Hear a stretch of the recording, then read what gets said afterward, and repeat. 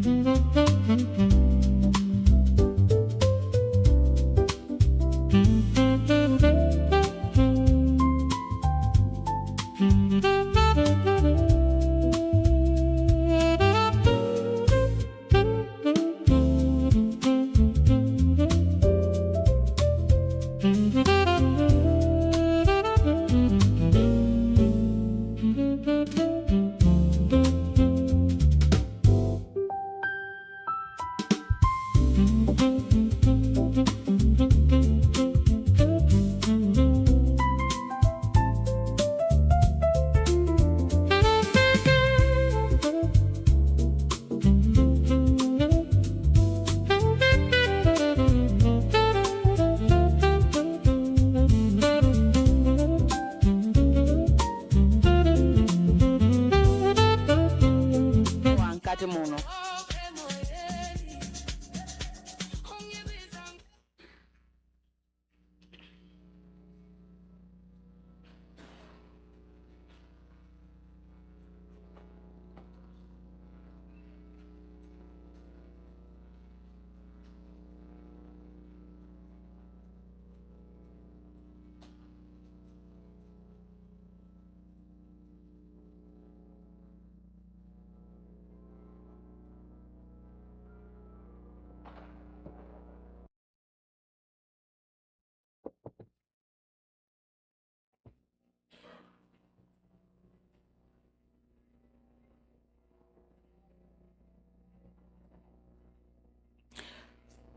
We may take our seats.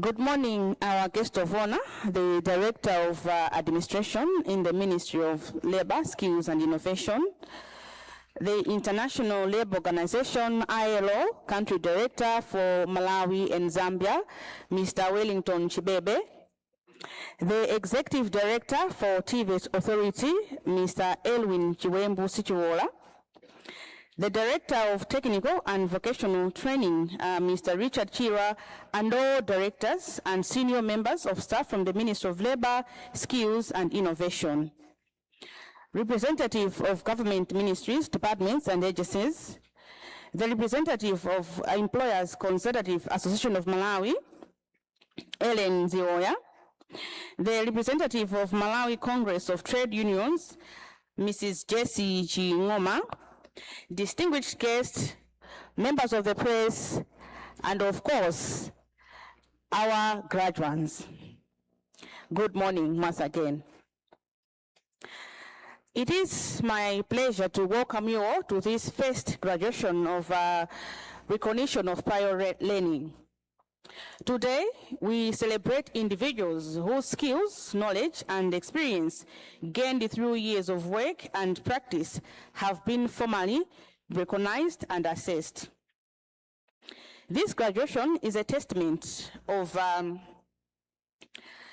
that learning does not only happen in classrooms. Through the RPL, we are honoring competence, promoting lifelong learning, and opening new opportunities for employment, career progression, entrepreneurship. Zimetu kunena ndiza kuti leloli ndi mwambo wa pamwamba kwambiri. Chifukwa tikuvomereza komanso kutsimikiza kuti maluso anthu amene amakhala nawo amene anawatenga osati mklasi mokhayi koma kwa abale awo pa ntchito panopo akuvomerezeka ndipo akulandira ma certificate. Ichi ndi chamamwamba kwambiri. To our graduates, inuyo mwapambana ndipo mwachita bwino. Before we start, I would like to kindly ask Mrs. Chifundo Kanje to give us an opening prayer. Thank you.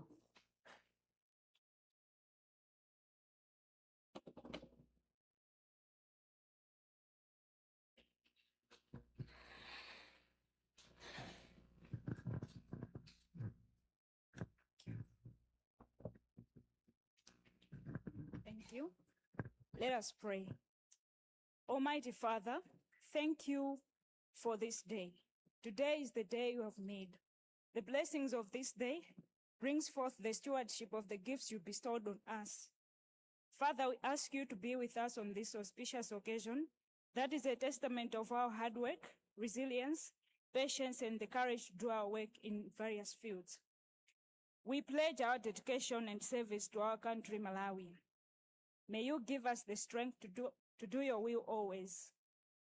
We thank you for everyone whose effort has made this thing possible. Amen.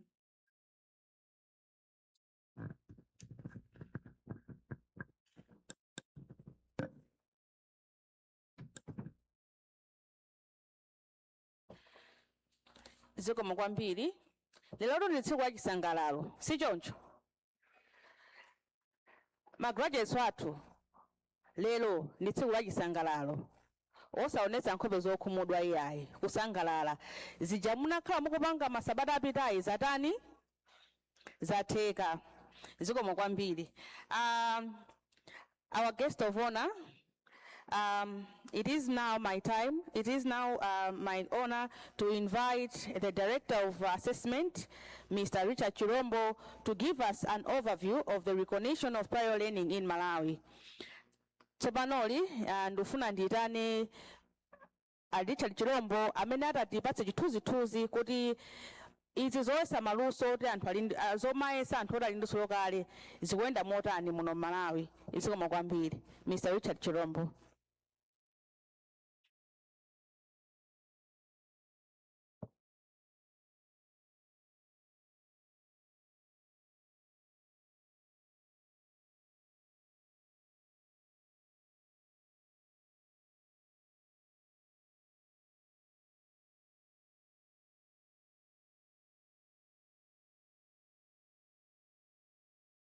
The Director of Ceremonies, Madam Tabu Kauye.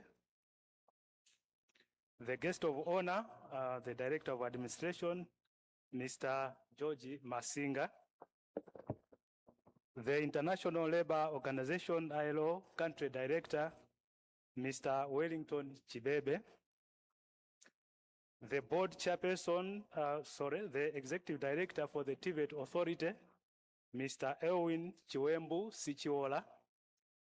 The Director of Technical and Vocational Training, Mr. Richard Chirwa. There was a lapse when I was being invited in front. I was being addressed like Richard Chirombo, but I am Joseph Chirombo. Richard is the Director of Technical and Vocational Training, Director Richard Chirwa. The representative of government ministries, departments, and agencies here present. The representative of the Malawi Congress of Trade Union, Madam Jesse Chingoma. The representative of the Employers Consultative Association of Malawi, Madam Mrs. Ellen Zioya. Distinguished guests, graduates, members of the press, ladies and gentlemen, it is my great pleasure to present an overview of recognition of prior learning system in Malawi's TVET sector. Today, we celebrate not only achievements of our graduates, but also the successful growth of the national initiative that is transforming the way skills are recognized and valued. RPL in brief, Malawi's RPL system was developed in line with the SADC recognition of prior learning, ensuring that it reflects regional best practices and promotes harmonization across the region.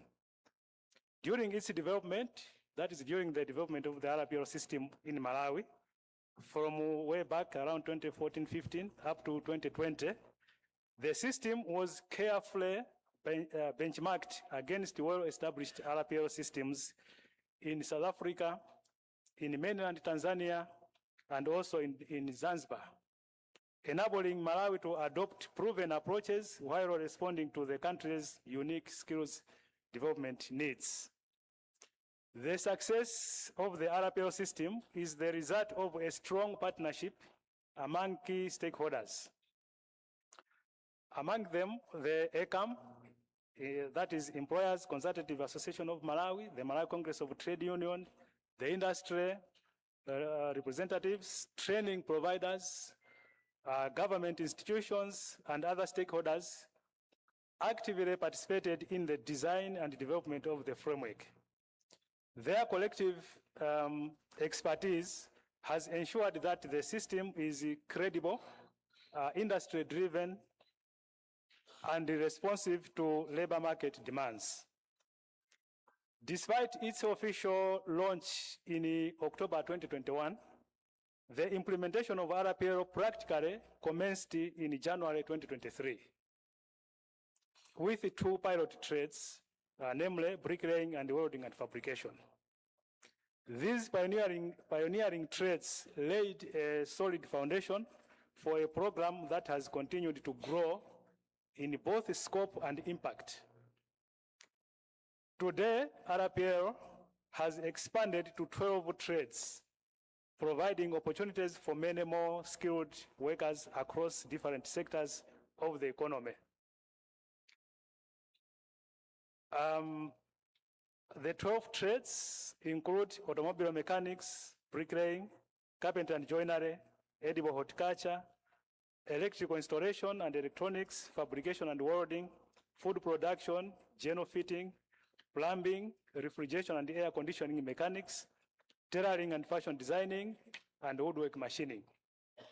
All these trades are on offer in the RPL system, ready for applications.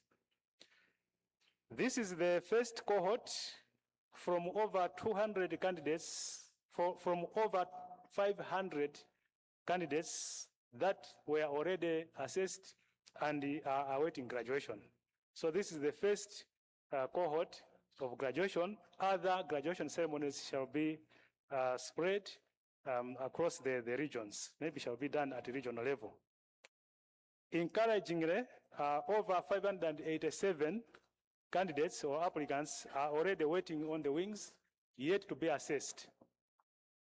Thus, the program is receiving the much anticipated attention and it requires more momentum and support by all stakeholders in the same.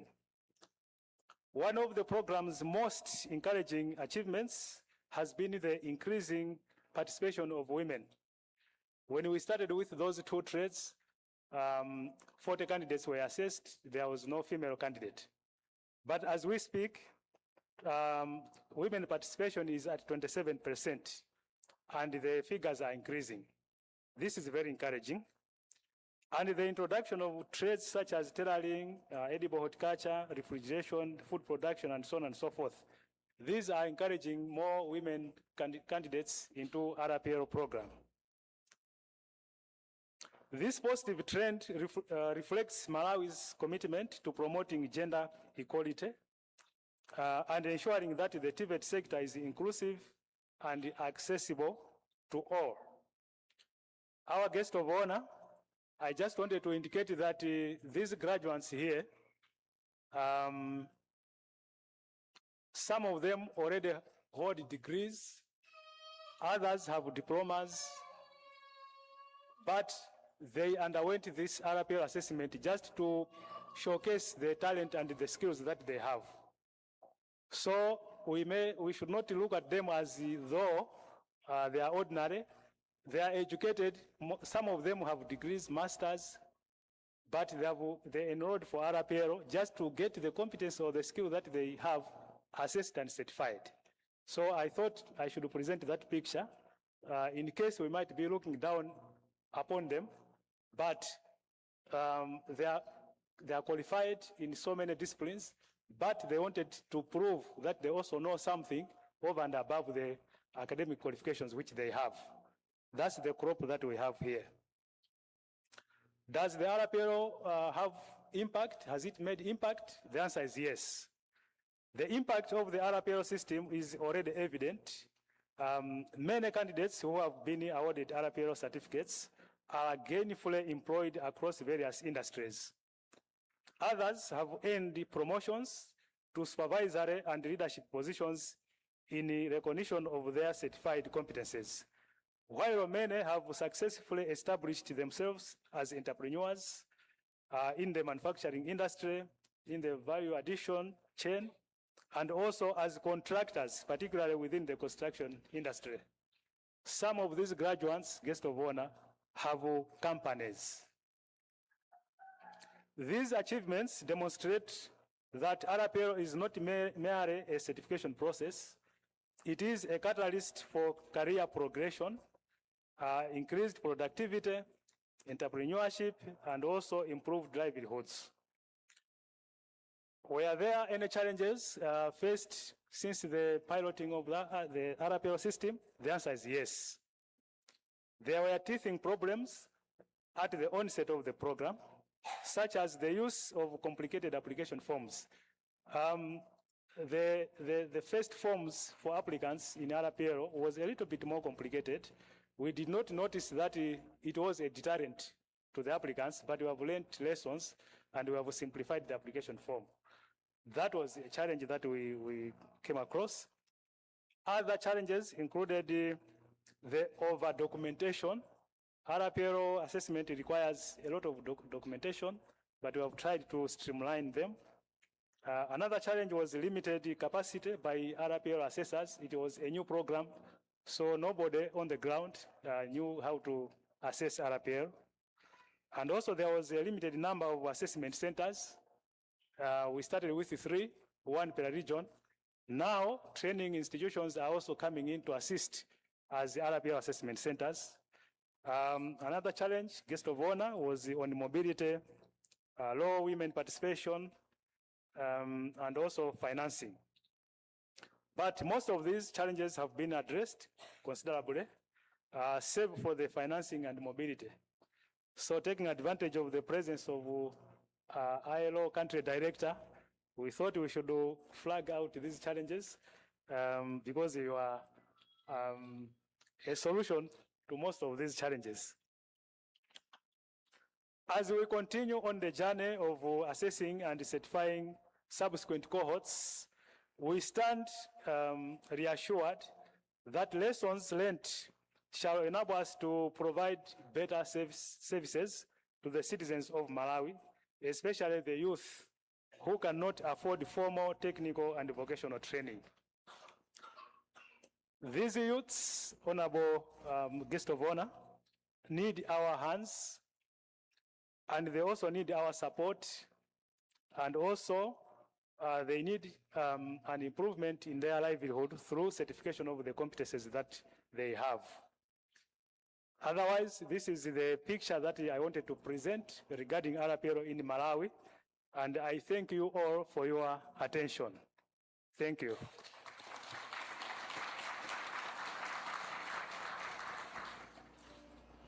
So the graduates, simuipata moto.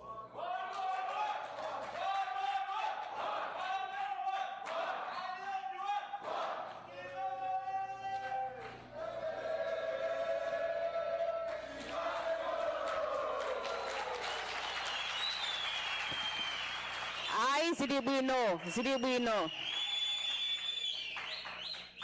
Zikomo kwambiri fachama amene Joseph Chirombo, Director for Assessment and Certification. Mongo kambako ziwiri zitatu muchichewa Director atipasa chithunzithunzi kumene RPLO yokuchokera. Akuti kuyambirira kunali matrades ochepa koma pano matrades afika to almost 12. Matrades monga zosoka, za mekaniki, komanso zocherera. Izi zotsindika kuti ndithu boma ndi mgwirizano ndi ILO akuchilimika ndithu nkhani yonetsa kuti maluso anthu avomerezeke. Komanso anena kuti ngakhale anthu over 500 apangidwa assess, palinso ena 580 akudikira kuti apangidwa assessed. Izi zikungonetsa kuti chidwi chilipo. Anthu ambiri ndithu akufuna kuti atalowa mu ndithu apangidwe assess maluso awo.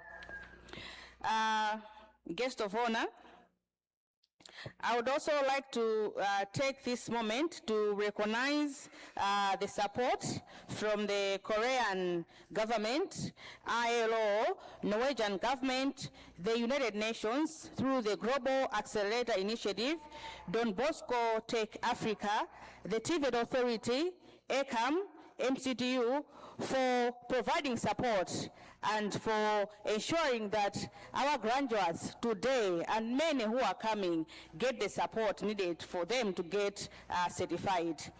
Nungofuna kuti nditsindike komanso ndithokoze mabungwe awa ILO, boma la Korea, komanso boma la Norway. Komanso bungwe lalikulu la UN kudzera mu ndondomeko yake ya Global Accelerator, TVET Authority, ECAM, MCTU, komanso ma institutions ena aboma okhuza za TVET, poonetsa kuti anthu amaluso amalawi munomu apangidwa assess, komanso kuti alandire ma certificate yawo. Tiwaombere manja anthu amenewa.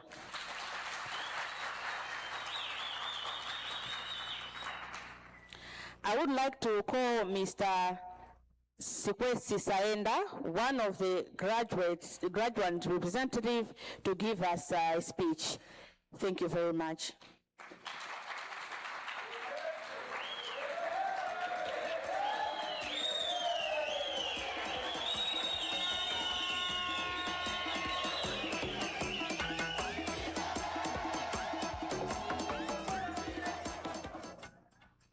Thank you very much, ladies and gentlemen, for giving me this opportunity. Artisans. In this first place, I would like to recognize the presence of our guest of honor, Mr. George Masinga. Secondly, the Director of Ceremonies, Mrs. Tabu Kauye, the International Labour Organization, Country Director, Mr. Wellington Chibebe, the Board Chairperson for the TVET Authority, the Director of Technical and Vocational Training, Mr. Richard Chirwa, and all directors and senior members of staff from the Ministry of Labour, Skills and Innovation, representatives of government, ministries, departments, and agencies, the representative of employers, Consultative Association of Malawi, Mrs. Ellen Zioya, the representative of Malawi Congress of Trade Unions, Ms. Jesse Chingoma, distinguished guests, graduates, members of the press, ladies and gentlemen. My duty this morning is so simple. Firstly, I would like to acknowledge the government of Malawi through its Ministry of Labour for initiating this wonderful program known as RPL.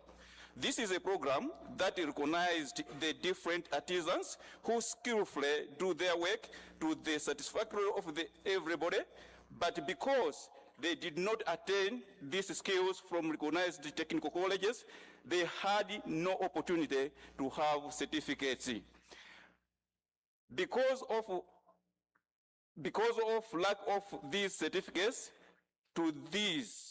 they could not be allowed to access opportunities to work in government, non-governmental organization, although their skills were witnessed by their eyes.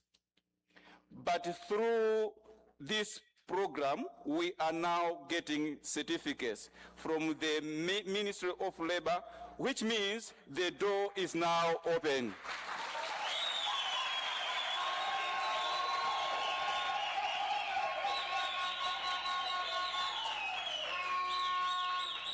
The door is now open to us to be recognized as a fully charged machinery for development goals. Secondly, I would like to thank the government and all the responsible officers for this kind of gesture. My appeal to you is twofold. Firstly, we are sending heartfelt thanks to the government for the resuscitation of the trade testing centers. This has opened its doors for us who seemed neglected, marginalized, but now reconciled, recognized, and honored with a powerful certificate, so to speak. Secondly, be informed people of our caliber who are waiting to join us sooner than later. Please help them as well. Do not forget. Do not forget to introduce opportunities for some more trades apart from these usual ones. Do not stop this good thing. Another appeal should go to all artisans across the country and even those in diaspora that Malawi is a new Malawi. They can come back and get their certificates based on their work. In addition to that, as we graduate today, I would like to make a promise to operate and discharge our duties with dedication and honor to demonstrate quality and standard of its kind to equate with the certificate we are getting today.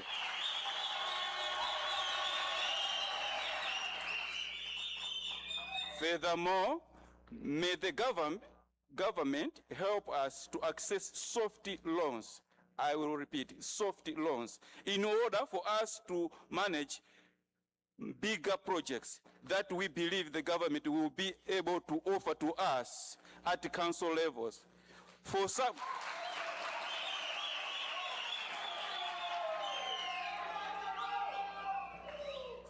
of us, the loans will be used as a startup kit.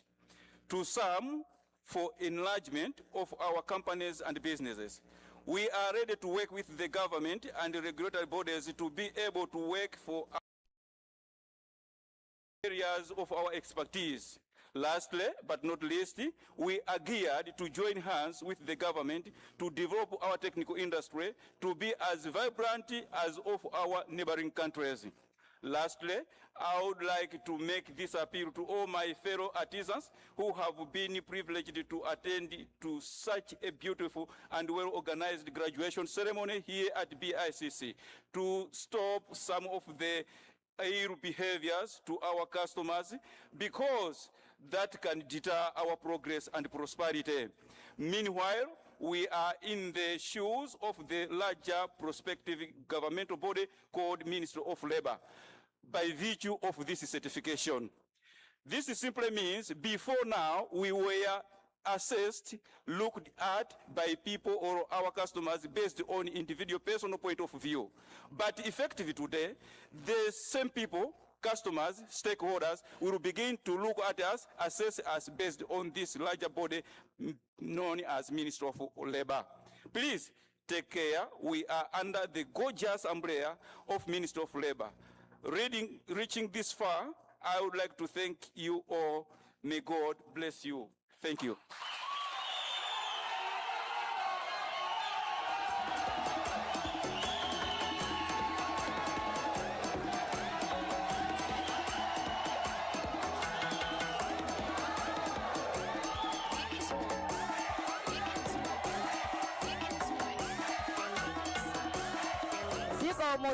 Zikomo.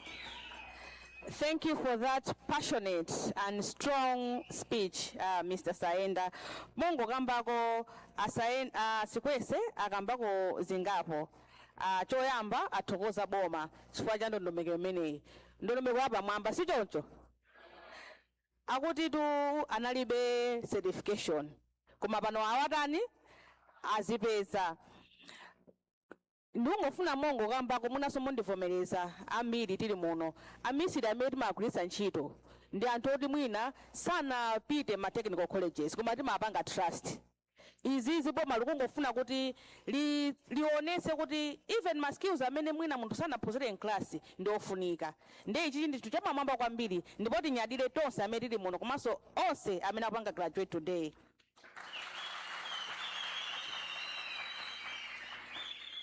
Your guest of honor, I would like to call the cultural troupe to come and give us an entertainment.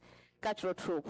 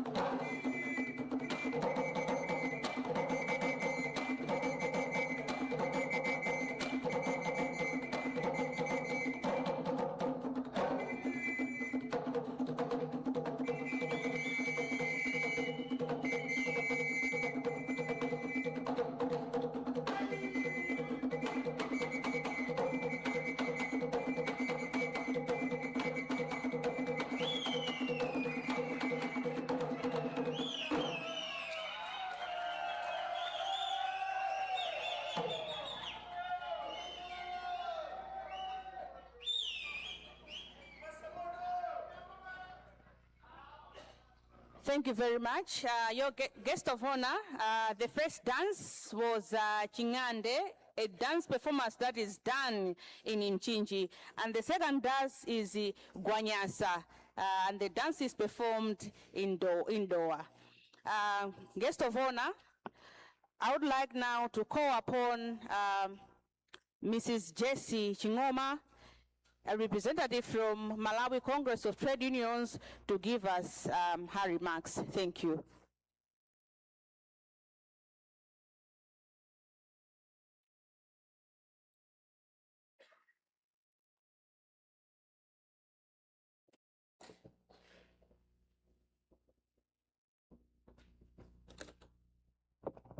Workers' power! Workers' power! Oh, mulipo eti. Maweka eti. Takonzeka eti. Sikomo kwambiri. Let me recognize the presence of the guest of honor, Mr. Mwasinga from the Ministry of Labor, Skills and Innovation. I hope I'm pronouncing it right. The ministry keeps changing titles. Let me also recognize the presence of our comrade, Director Chibebe from Airo Lusaka, representing Zambia and Malawi. Let me also recognize the presence of Mr. Sichola from Tiveta, Mr. Shirwa, my fellow social partner from ECAM, Mrs. Ziwoya, graduates, power graduates, parents, fellow workers and unionists, members of the press, government representatives from various MDAs here present. I'm standing on behalf of the Malawi Congress of Trade Union Leadership from the Office of the Secretary General, who has actually said, I should say, the following. We are proud to be part of this important occasion today as people that are continuously lobbying for formality from informal, non-formal, informal to formality, and more importantly, issues of decent work. Ntchito zonyadilitsika komanso zaphindu. I wish to start by congratulating all of us, especially the graduates here present, to say that you have told everyone, you have told Malawians, you have told the decision makers, policy makers, that it's not only in a classroom, but practical experiences, practical competences, expertise is what is crucial to build Malawi in line with the Malawi 2063. The Malawi Congress of Trade Union will never tire, will never get tired, to ensure that we continuously lobby for decent job creation, not just any job creation, but decent job creation, employment that also considers equality. I have noted the stats that were presented by our chief assessor here to indicate that we are noticing increases in women-female participation in this prior learning engagements. We want to encourage more female because the world there is female. Malawi is more female. That's why we have more females in the population. Amaya atsikana woe? Mulipo eti. The Malawi Congress of Trade Unions wishes to thank the Malawi government through the leadership of the Ministry of Labor, but also the International Labor Organization here present. We are proud to announce that not long ago, a few hours ago, we had hosted the whole ILO Director General from Geneva. It's not a mean achievement. It's what it means is now Malawi is on the map. We've been on the map, but we'll be more visible on the map. We want to appreciate all of you.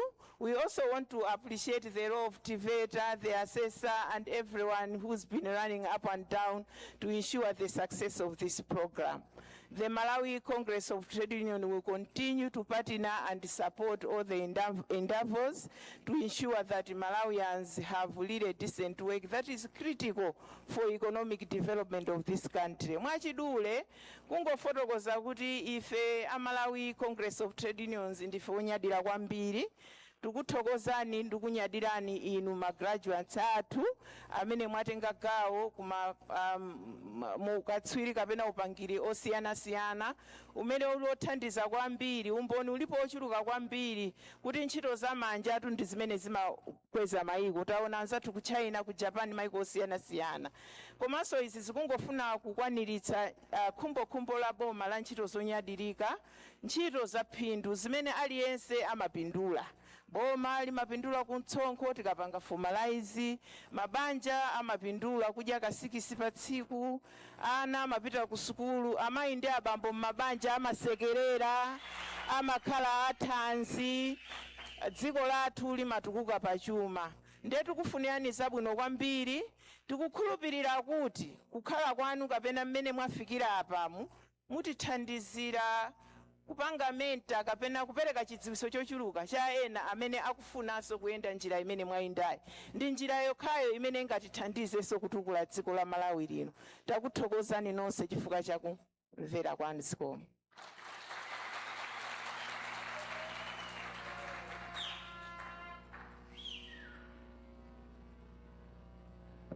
Zikomo kwambiri MCTU. Mongonena kuti MCTU, Malawi Congress of Trade Unions, ndi bungwe loyimira ogwira ntchito. Nonse muli mu graduates wathu ndikupira kuti ena magwira ntchito, ena mazigwirira nokha ntchito, koma bungwe limeneli limayimira komanso menyera ufulu wa inu ogwira ntchito. Atsindikaso kuti inu mukakhale ambassador a program imeneyi. Mukachoka muno ndithu akuti mukawuza anzanu kuti ziliko ku Ministry of Labor uko. Luso lanu losangoliyang'anira pansi ndi uthenga umene apereka MCTU. Pakali pano, I would like to invite a representative from Malawi Congress of Trade Unions, Malawi from ECAM, Employers Consultative Association of Malawi, Ellen Zioya. Ellen Zioya, thank you.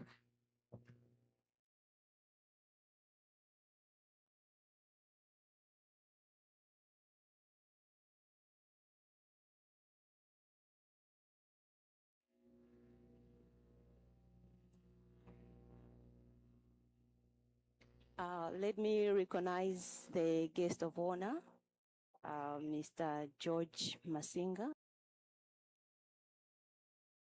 for Malawi, Zambia, and Mozambique, Mr. Wellington Chibebe, the Executive Director for TVETA, Mr. Erwin Sichuola, and my comrade, Ms. Jessie Chingoma, all ladies and gentlemen, and the press, good morning. On behalf of the Executive Director of the Employers Consultative Association of Malawi, I'm honored to speak at this occasion as we are awarding our graduates for the RP.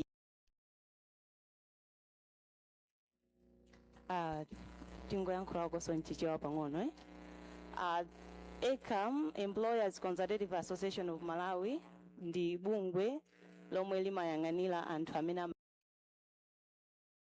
And I want to believe kunena kuti ena mwa ife ndi my employers, the graduates. Komanso sife mamembala a ECAM. Yes, so as you are going to the world of work, we are expecting you as graduates to uphold the labor laws. To grow your business, you need to be in line with the labor laws. That's why we are here as employers to ensure that you become members and you avoid the lawsuits that can come in the line of your business. As employers, we believe that we have a responsibility to recognize RPL in Malawi as a credible pathway to skills development. our role as employers goes beyond creating jobs. We must also integrate skilled people into our value chain by providing opportunities and procuring quality goods and services from capable RPL graduates. As we believe this will strengthen enterprises, it will improve productivity and support economic growth. So to our graduates, we want to urge you to continue learning, uphold professionalism, and to continue showing the value that has helped you to earn this recognition. Because employers, we opt for quality services. So if we are to work with you, if we are to procure your services, we need you to continue providing quality services. We thank the government of Malawi, the ILO, assessors, training institutions, and all relevant stakeholders for making this RPL program a success, despite all the challenges that we have went through from the inception of RPL up until this date. As ACAM, we remain committed to promoting skills development, productive workplaces, and for opportunities for skilled Malawians to contribute to the national development. Once again, congratulations to all the graduates, and thank you for your attention.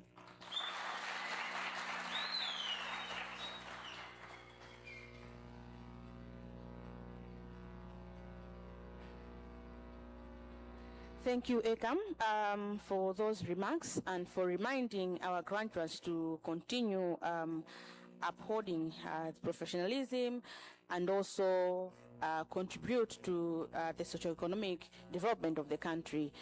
Ekam atiuza pano kuti graduates ena pano inuyo simukalembedwa ntchito imukakhala olemba ntchito anzanu ndipo olemba ntchito anzanu pomukonetsetse kuti mukutsatira malamulo za ntchito.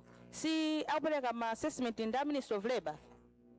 Ku Ministry of Labor ko kuliso nthambi ine monetsa kuti kakulidwe ka ntchito kakhale kotani koyenera nde inuyo mukakhale kuti ngabame mukuyimira anzanu mukonetse kuti mwapanga ndithu uphold malamulo a ntchito muno Malawi.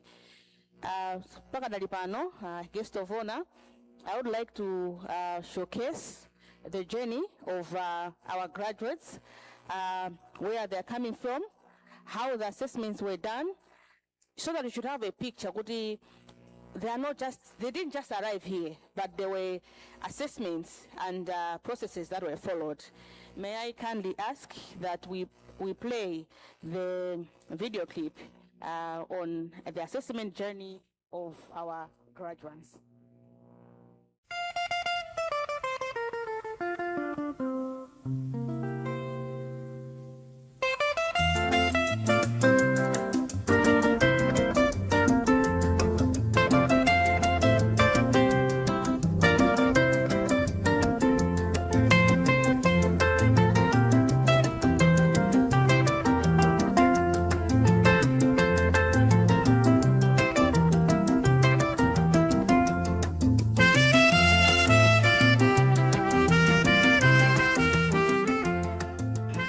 Cholinga chochitira introduce program ya RPL, recognition of prior learning RPL Malawi muno makamaka mu TVET sector.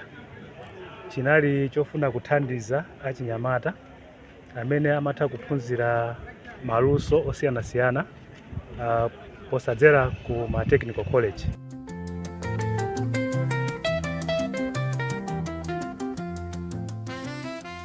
Recognition of prior learning kapena titi RPL ndi chinthu chomwe tachilandira ifeyo ngati training institution podziwa kuti umisiri wonse umene tikuphunzitsa pano kunjako uliponso kale. Anthu ena akutha kupanga ndithu zinthu mwa umisiri koma chikuvuta pakati pawo ndichoti alibe pepala la ntchitoyo alibe.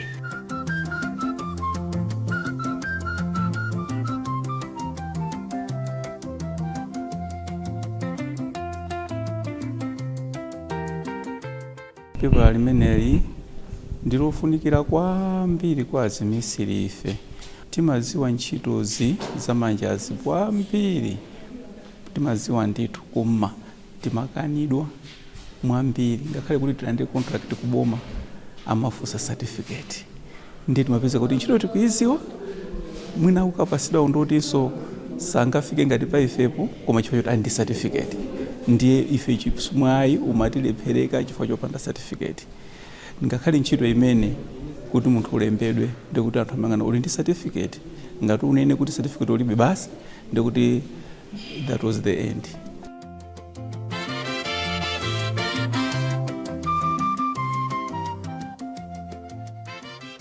Last year nimefuna kila nalembera nawo ku CP nditapita anandozo kundifunika muzala ndi anandibweza malo mwake analemba mpena. Ile certificate hii ndi chinthu chabwino kwa ine fototika ndi mwayo kugwira ntchito pa workshop ine iliyonse komanso zindibisa patali kuti ndikhoza kutsatira workshop yanga ndipo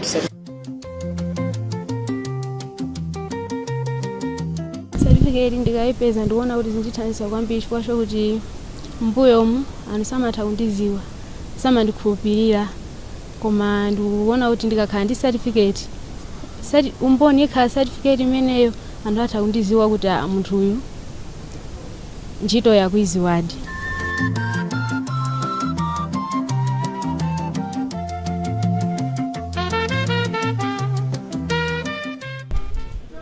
Programu ya RPL Motivate sector kwambirinso yakhala ikulandira chithandizo kuchokera ku International Labour Organization ILO. Actually ma frameworks ndi mabuku onse amene tikugwiritsa ntchito tinathandizidwa koposa ndi ILO. Imeneyi tikuyithokoza mwapadera chifukwa cha support. Kuphatikizapo pano akupitirizabe kuthandiza ma program a RPL kotero kuti tikupemphaso ena mabungwe ena ma organization ena amene ali ndi kuthekera kuti athandizane ndi bungwe ngati la ILO, athandizanenso ndi boma kuti no program ya RPL tithe kupitirira nayo.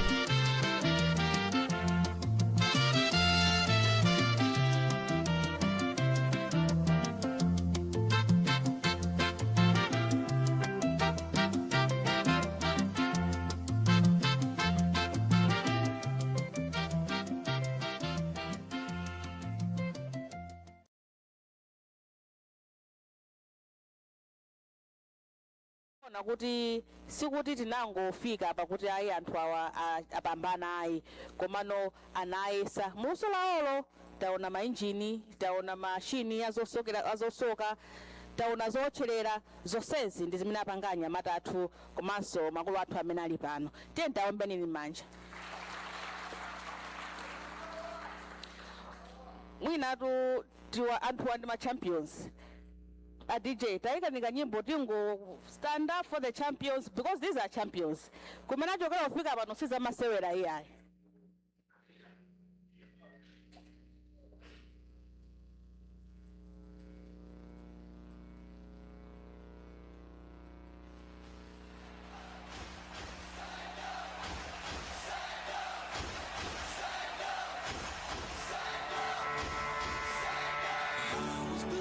To be the best, number one and nothing less.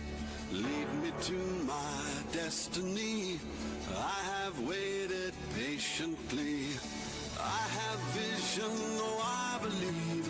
I know I can count on me. So stand up for the champions, for the champions. Stand up, stand up, stand up.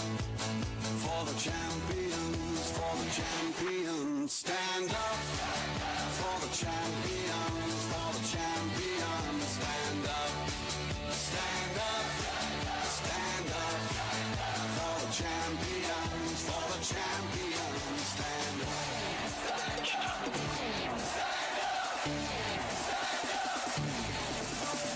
Here we go, it's getting close. Now it's just who wants it most. It's just like that.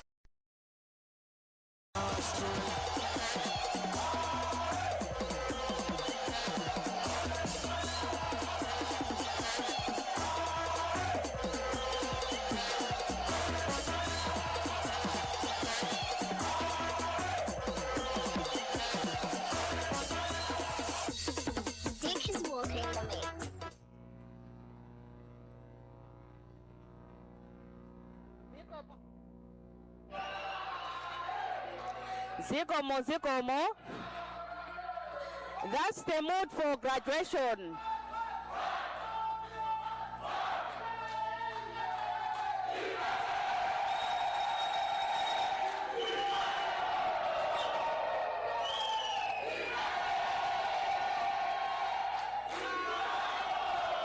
Thank you, thank you.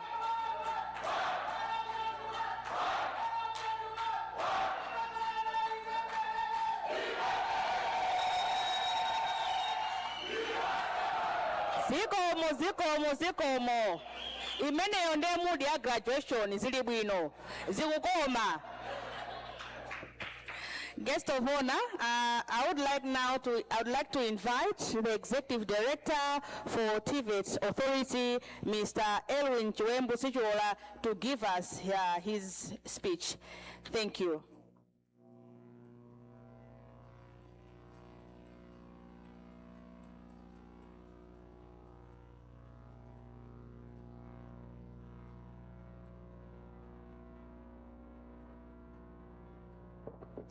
Good morning once again. Whosoever was setting up this podium didn't know that some of us are taller. It's proving to be difficult. I can only feel sorry for the country director for IRO, because I know he'll be in the same range as mine. The guest of honor, Director for Administration at the Ministry of Labor, Skills and Innovation, the country director, IRO, Malawi, Zambia, the director of TVET in the Ministry of Labor, director of assessment, director of HR, director of legal, and all senior colleagues from the Ministry of Labor, director of training programs at TVETA, Mr. Gomani, and all TVETA employees here present. Let me also recognize the representatives of MCTU and also ECAM, who have already spoken before me. Parents, friends, guardians, and our graduating students. I have seen colleagues from the media. In short, ladies and gentlemen, good morning. Let me start my speech, which I'll combine Chichewa and English, pardon me. But let me start by thanking the guest of honor and the IRO country director for making time to join us in this graduation. We do recognize how busy your offices are.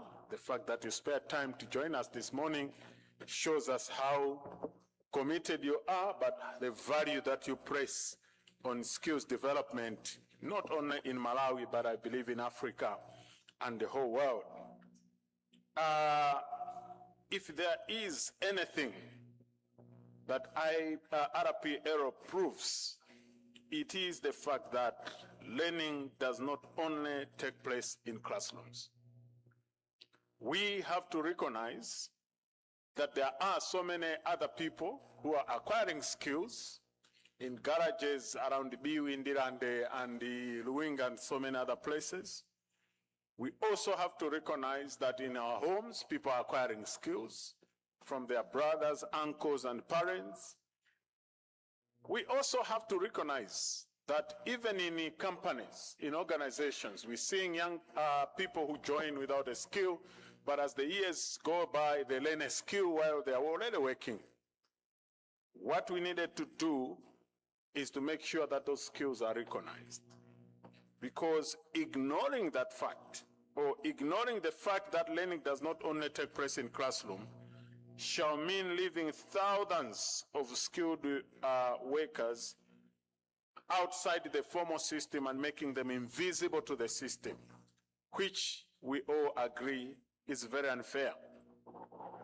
RPL, therefore, is one of the most transformative initiatives which the TVET sector is undergoing worldwide and more so now in Malawi.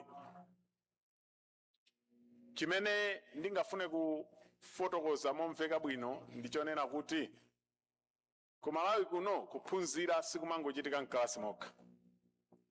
ndipo tikati tiwale kapena tisayang'ane za kuphunzira kumene kumachitika m'malo ena kupatula mkalasi, ndiye kuti tikupangisa kuti anthu ambirimbiri amene ali ndi luso asapindule mokwanira ndi luso lawo. Ndi chifukwa chake ndivomerezane ndi uja anayimirira ana a skulu kapena anzathu amene akupanga graduate, komanso ndi ena amene alankhula ine ndisanabwere pothokoza boma la Malawi chifukwa chobweretsa ndondomeko yabwino kwambiri ngati imeneyi. Chimene kupangitsa ndondomeko imeneyi ndikuwalola anthu amene ali ndi luso limene mwina sanalipeze kudzera ma technical college ndi malo ena ophunzirira kuti nawonso akathe kukhala ndi luso lovomerezeka.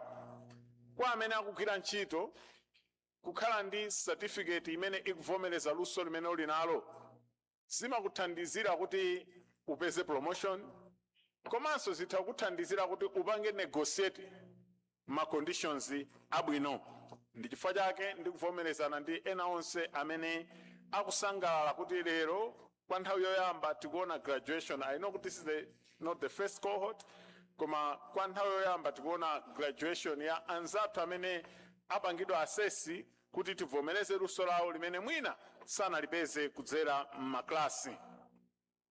As a regulator, TVETA shall ensure that quality is upheld and that over time no skill is left behind and no competent worker is excluded simply because learning occurred outside formal institutions. This does not in any way, and I should emphasize, undermine the importance of formal institutions. This does not in any way undermine the importance of you joining a technical college and acquiring your skills formally. In as much as you can, we urge you to do that. But we are going to be naive if we assume that everyone is going to take that route. Hence, the commitment that we also shall join hands with the ministry in ensuring that we ensure quality in RPL assessments so that only those who are competent are recognized as such. Once again, let me join the rest of the speakers who have spoken before me in congratulating you in advance, those of you who are graduating today, but also, once again, to thank our guest of honor for making time to join us this morning. Our country director, thank you very much. You are more or less a Malawian. We know this is home, but we do not take the fact that you come here often for granted. We really appreciate that. I will not be fair if I also do not thank the two social partners that are sitting on the high table with us. ECAM representing all the employers who we know in Malawi are also playing a very, very important role in skills development, but also Malawi Congress of Trade Union, who are our very important partner. Once again, thank you very much for your attention. God bless you.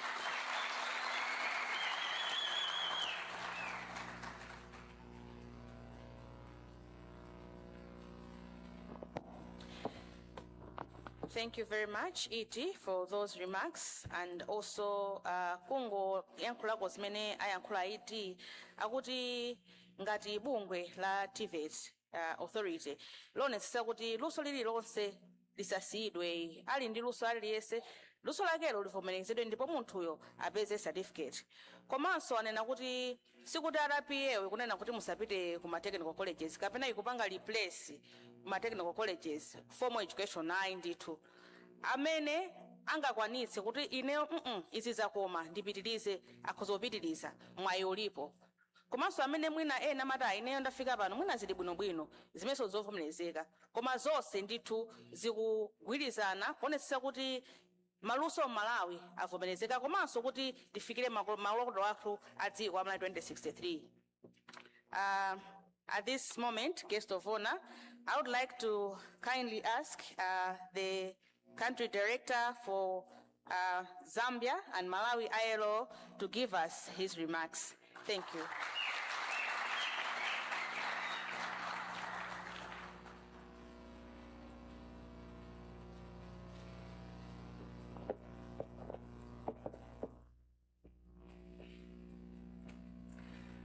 Thank you very much, Director of Ceremonies. Guests of honor, before I speak, I have to highlight one thing that was alluded to by the ED, that I'm a Malawian. I was born during the days of the Federation, when we were one. So I'm Malawian. Zigo Mwambi. Guests of honor, Director of Administration, Mr. George Masinga, representing the Honorable Minister, and today I hope you are the Honorable Minister.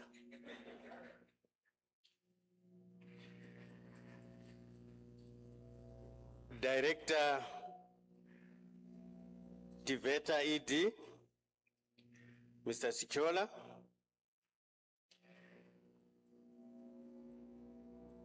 Mr.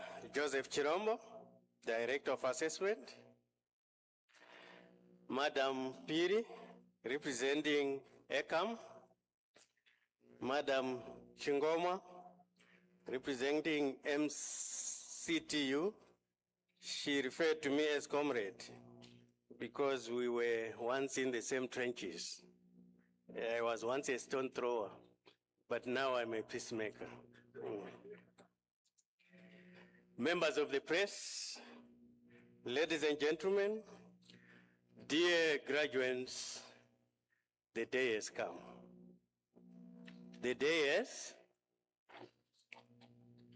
good morning. Good morning, Munubanji Monse, Zigo Mwambiri. Guests of honor, it is my great honor to join you today as we celebrate this historic graduation ceremony for RPL. On behalf of the International Labour Organization, I extend my heartfelt congratulations to all the graduates. Today, Guest of Honor marks not only a personal achievement for each of the graduates, but also an important milestone in Malawi's skills development journey. Recognition of prior learning is a powerful instrument for promoting decent work and lifelong learning.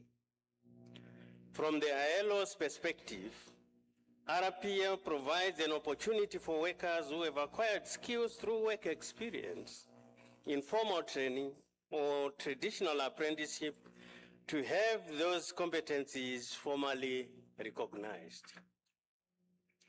This recognition, Guest of Honor, enhances employability, improves access to better jobs and incomes, supports labor mobility, and contributes to more inclusive and productive labor markets where no worker is left behind.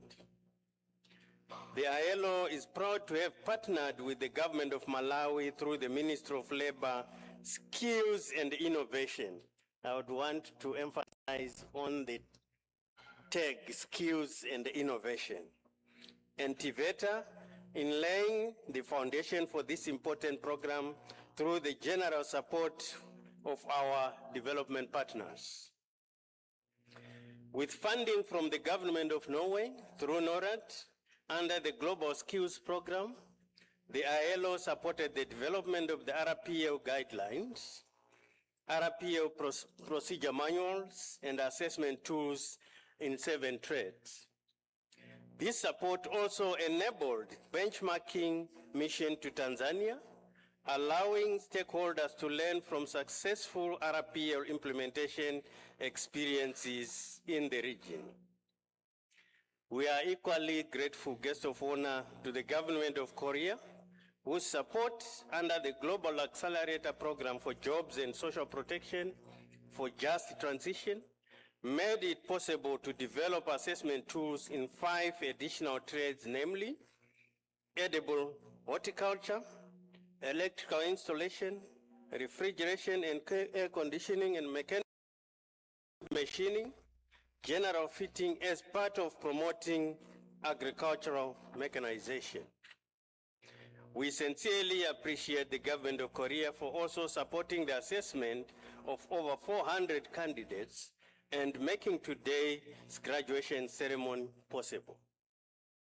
I would also like to commend the government of Malawi for its strong commitment to institutionalizing the RIPL program. The establishment of the necessary policy and regulatory frameworks demonstrates the government's vision of creating an inclusive skills development system that recognizes competencies regardless of where or how they were acquired. As ILO, we look forward to the government's continued commitment to sustainably implement and scale up the RIPL program so that many more Malawians can benefit from formal recognition of their skills, increased employability, improved productivity, and access to decent work opportunities. To the graduates, you are pioneers. Your success demonstrates that skills acquired through experience matter and deserve recognition. We encourage you to continue learning, innovating, and contributing to the Malawi's economic and social development. Guests of honor, allow me to divulge that I came through this route. Once upon a time, I was an apprentice diesel plant fitter and qualified as a diesel fitter. Give me any type of locomotive, I'm at home. So I feel at home, I feel proud attending this event because that's where I came from. Once again, to the graduates, congratulations to all of you. And to the partners, thank you all for the support. I hope, guests of honor, that we are not only conferring certificates to prospective employees, but we have produced 2-in-1. Prospective employees who will be looking for employment and prospective employers who will be able to employ. Thank you very much for this event and for the graduation. Zikomo kwambiri. Thank you.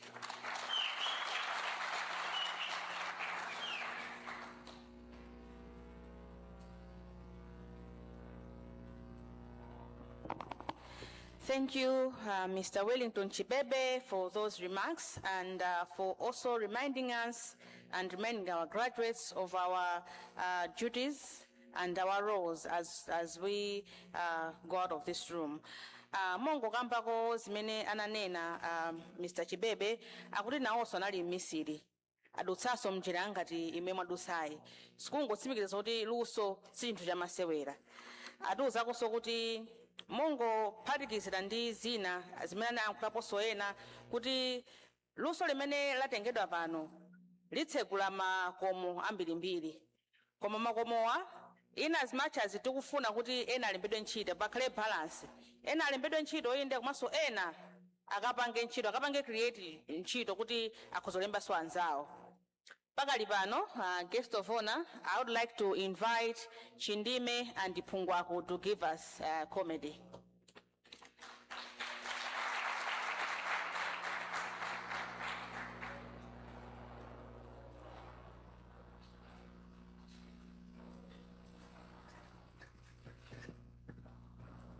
Koda Chindime, nthawi zina tikakamba za program titsimvana bwino bwino. Nada program ananena kuti aliyense oyitanidwa abwere kuno. Inu mubwere mochedwa chifukwa chani? Pungwaku ineyo kuchoni nakhalitsaku kwanisokoneza. Ndacho ngati mmadziwa? Inetu munthu anangonuza kuti inuyo mukafike ku state center kudamangidwa chinyumba omati BICC.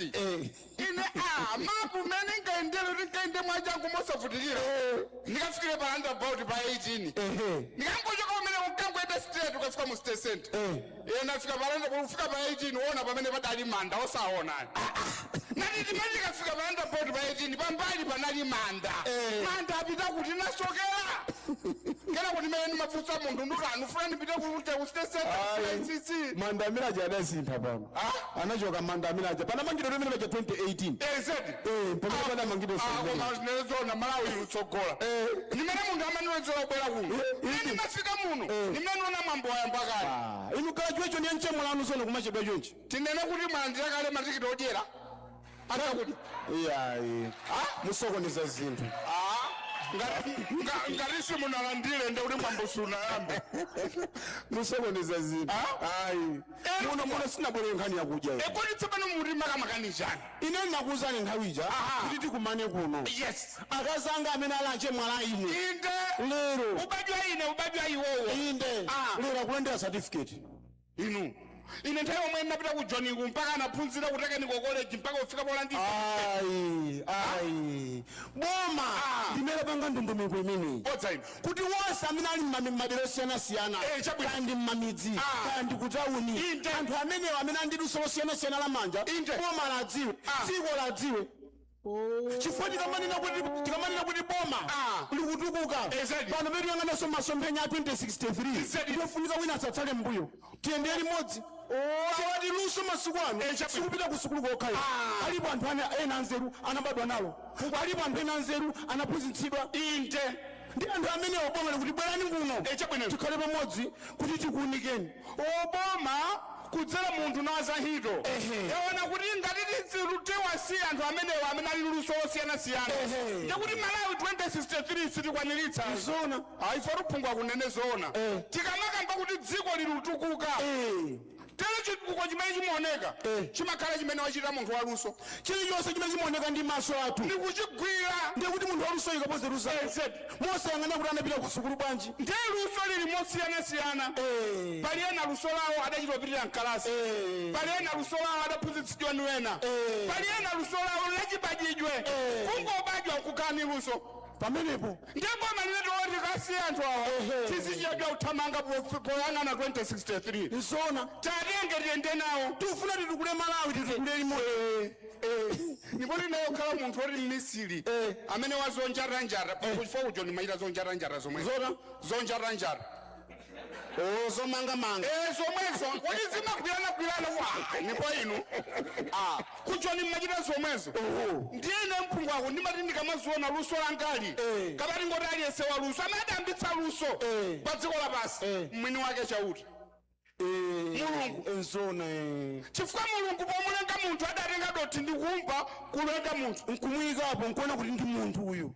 ndi munthu atalengedwa naonota akusilira njovu ziwenda ziwiriziwiri kena kunyama zina ziwiriziwiri ali uyu aziyenda yekha uyu mulengere munthu oti azimusangalatsa ndipo panabwera innovation ino mulungu kudzamulenga munthu oti azimusangalatsa kuonjezera luso zimayi apo ndi adaonjezeradi luso mulungu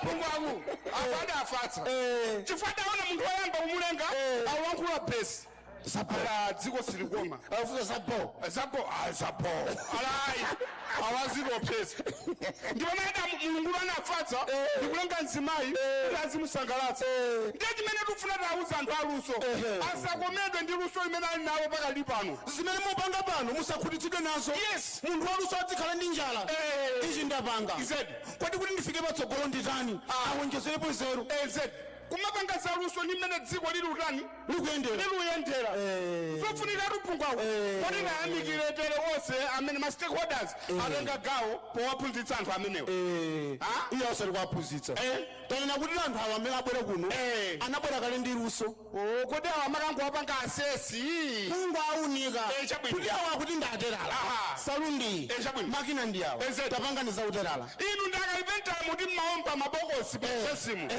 tatindani bokosi tione atikalipentala wina anapanga bokosi la yakoni kale la yakoni nkati kutidzitani kaya mwina amatipo munthu akadzatisiya podikira chauta azimva yakoni assessment imeneyo ndeni zofunika kuti anthu amene titiye ndiye macertificate amene walero tikakhale chitsanzo chabwino pamene tikupita kunja kukagwira ntchito nzona azimisiri ambiri tilini mbiri yoyipa nkhani ya mabodza ni kutolatola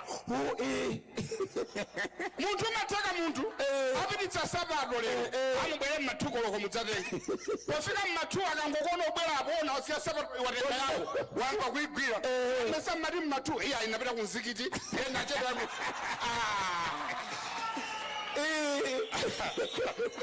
azimisiri mabodza tiyeni tiyambani chilungamo tiyeni ntchito yathu tipita nayo patsogolo. Kodi nyumba iyi itenga simenti matumba angati abwana matumba 45 okamangira matumba 15 ena onsewo pansika zimenezi zimayipitsa mbiri yaife azimisiri nzona ndipo amene tilande macertificate pano tiyeni akadziwa kuti munthu uyu boma linamvomekeza kuti ni mmisiri akozogwira ntchito yake pa nthawi yake ndipo chinthu chapamwamba chifukwa mwachidziwikire ena ife tikayima patoka ena ife tikalembedwa makampani osiyana-siyana tetiyeni kumakampani kumene kumwena ngakhale boma kumene ikutengana tetiyeni tikapita kumeneko tikuonetse chitsanzo chabwino chifukwa boma ndi makampani osiyana-siyana ngakhale mabungwe asowaponamira pamanena kuti tifuna 3 years experience 2 years experience awanda experience awandenda experience obachanayo experience umamigira zikamakazi abwino awande alinde experience kawo odakhala banja ndolinda anthu ana kale ndiye tikapita makampani osiyana-siyana tikafupikitse dzanja utambo ali ayi chifukwa alipo anthu anokhala pakampani amakonda zotolatola amene mwanenera mwe inephunga kunukumbukira nthene ake ndimagwira kampani nake ndiyeso mangamanga nangoti amuthandizire opekera akatawala chimakhoma ndiye pamafunika gulu ndiyena ngasiti mapita ngati nyamata nalibe pepala lililonse aliliyo ntchito mmathadi koma pepala mulibe ndiye muzikokhala ngati nyamata kasalale kamachepa ndiye gulu jatu basi potuluka pa gate nthawi imene kunali mkaka uchamati steli maudziwa mwakuti ukampani atichotsera fulo timabotolo lake timakhala white ndipo gezo tizingotuluka basi matenga steli ujeni gulu utira mbotolo la steli utuluka naye pa gate akati inu muli chanu mungu ati mkaka tukatsukira kukhosi tsiku lina ndadutsa tsiku linali nangofoti management yasintha akuti aliyense mkaka wake azimwera pa gate pompano kombaku namakulusa kufuna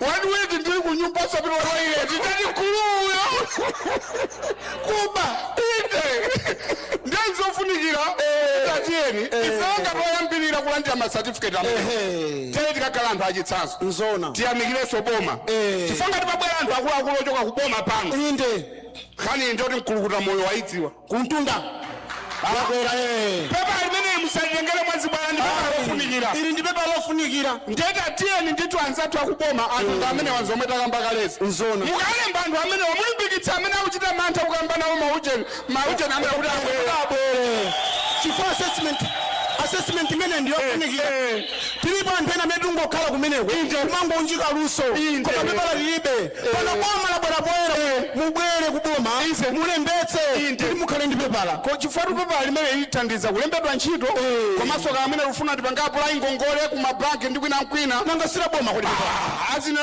wadi ngokazikika boma likuwadziwa apatsani ngongole ndifuna ndime pandeka ndipange kampani kaya ndiyocherera kaya ndifuna mpange galaja mtipangazo mekaniki tete poyambira ndilibe aboma akupangira ndongo ndimukatenga ngongole mabanki osiyana-siyana ndezimatisangalatsa tikakhala anthu aluso umene lili apomo timangodziwa na fungo timadzoti uyu mekaniki ngati zimasowa uyu telala timadziwana pamenepo uyu kalipentala mmadziwa utsophikira msima mmemo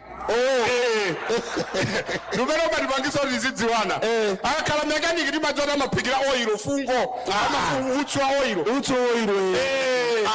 akakhala uje mtelala zigamba timadzoti nailoni uyo wakunkhapoyo apikira zikawa kalipetala matabwa oilo matabwa afungwa yenzo timatika makatenga ngongole zimenezi azizanga meri ni mwai tikatenga ngongole tiye tikatenga ngongole tikabwenze pa nthawi yake kuti ena asanza athu akapeze chifukwa tikati ngongole pangano lake nkubweza zedi chaulere icho mango tiziko koma ukasanya kuti ndi ngongole kuti tibwezani mu nthawi yake eni ngongole tikatenga amama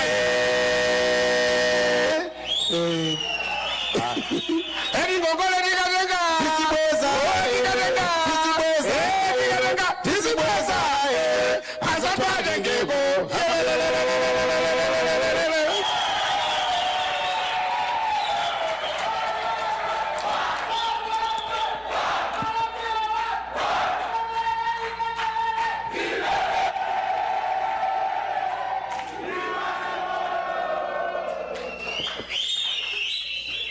Ayi ndithu zokoma atikumbutsa zambiri aphungwa kundi chindime atiuzaso zambiri kwa basi mmene amayankhula mmene apanga kopenda yako zinango ndikumbutsa china chake chimene mzanga wina wake anayankhulako kuti ukadzuka mammawa muna ndisiya kuti muganize ukadzuka mammawa muganize chilichonse chimene mumachita from kudzuka mpaka na dzuwa ukalowa chimene mumachita opanda chaluso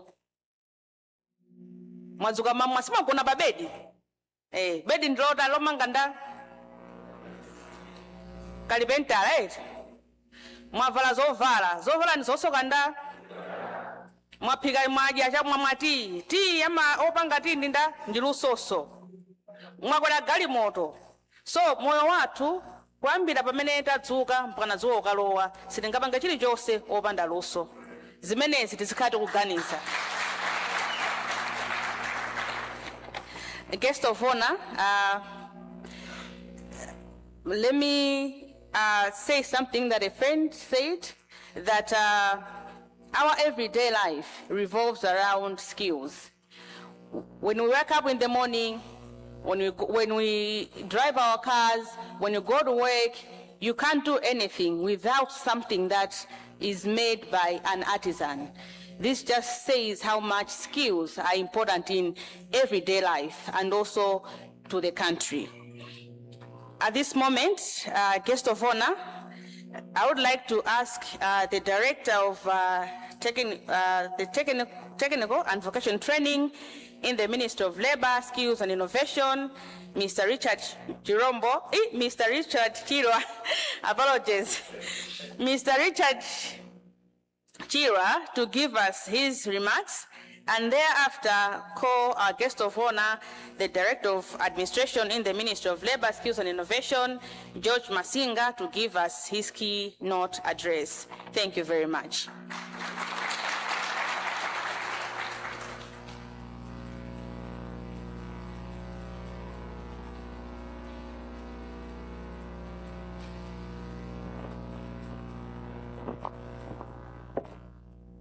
Good morning.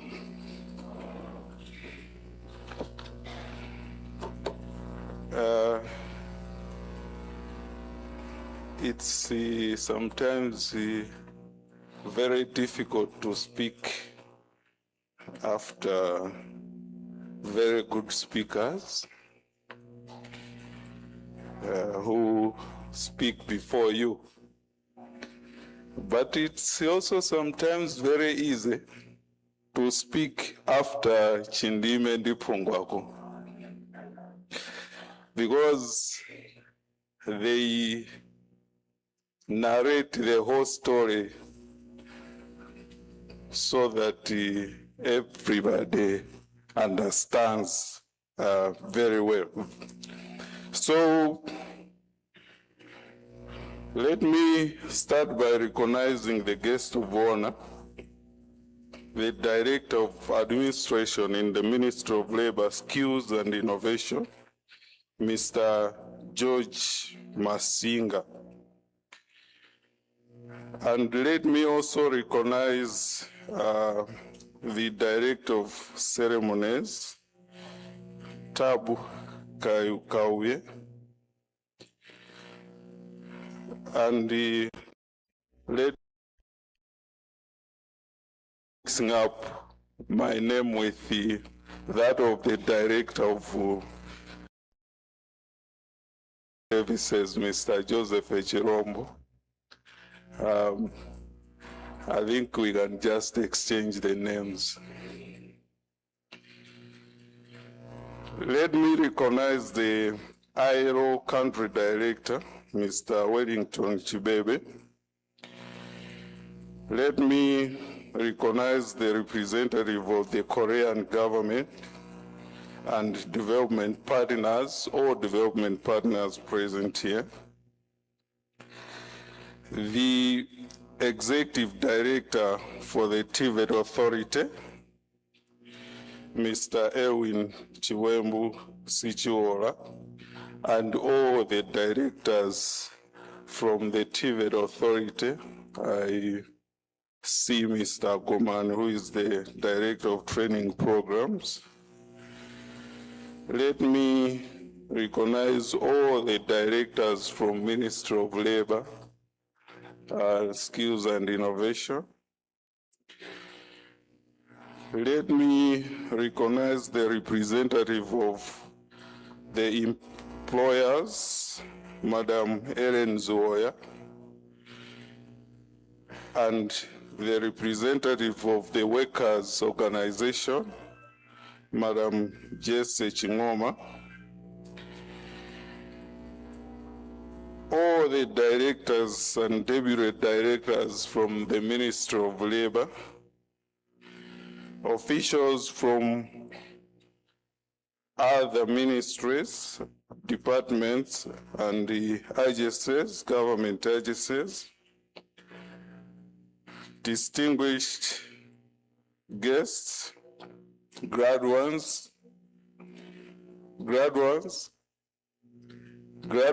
Mulibo.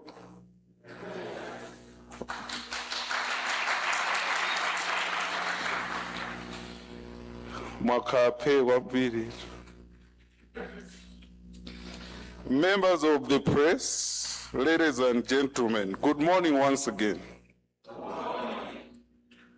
I stand here in place of the Secretary for Labor,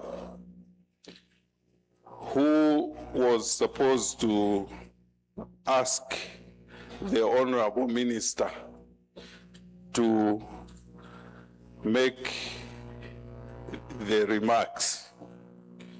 So I am representing the Secretary for Labor. Because of that, I will stick to the speech that was prepared for the Secretary for Labor, because I don't want to preempt the speech of the guest of honor.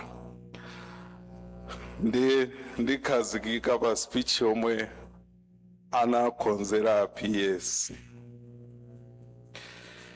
It is both a privilege and an honor to stand before you today as we celebrate a landmark achievement in Malawi, Malawi's skills development agenda, through recognition of prior learning and through this graduation ceremony. Let me join those who have already congratulated the graduates on this graduation. Congratulations once again. Today, we celebrate the success of 100 graduates drawn from the northern, central, southern regions of Malawi, who acquired skills informally and have successfully demonstrated competence and earned nationally recognized qualifications in 9 different trades. According to the speech, is 9, but I heard it's 12. The achievements affirm that skills acquired through workplace experience, informal learning, and non-formal training are valuable and deserve formal recognition. Ladies and gentlemen, Today's ceremony marks a defining moment in the implementation of recognition of prior learning in Malawi.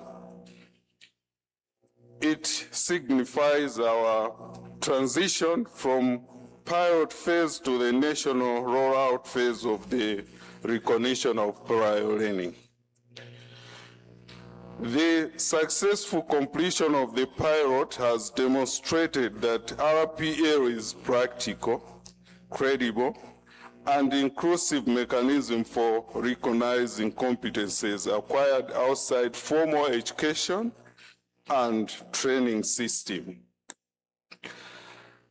As we move into the rollout phase, we are opening opportunities for many more skilled Malawians to have their competencies formally recognized, thereby enhancing their employability, labor mobility, productivity, and contribution to national development. To support this expansion, the Ministry of Labor, Skills and Innovation is currently developing an RPL policy that will provide clear policy direction, institutional arrangement, quality assurance mechanism, and sustainable implementation guidelines for recognition of prior learning across the country. In addition, ladies and gentlemen, the ministry is developing an RPL communication strategy to increase public awareness, visibility, and uptake of the program among workers, employers, training providers, and the general public. These initiatives will strengthen the credibility of RPL system and ensure that it becomes an integral component of Malawi's skills development and qualification framework.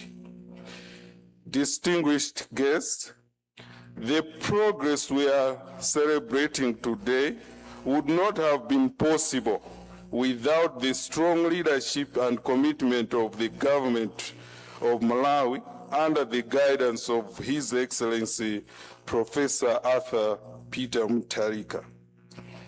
His unwavering support for skills development, labor market reforms, human capital development continues to provide the strategic direction needed to transform the lives of Malawian workers. The vision of His Excellency the President, through the Minister of Labor, Skills and Innovation, Honorable Joel Chigona MP, has been instrumental in advancing recognition of prior learning.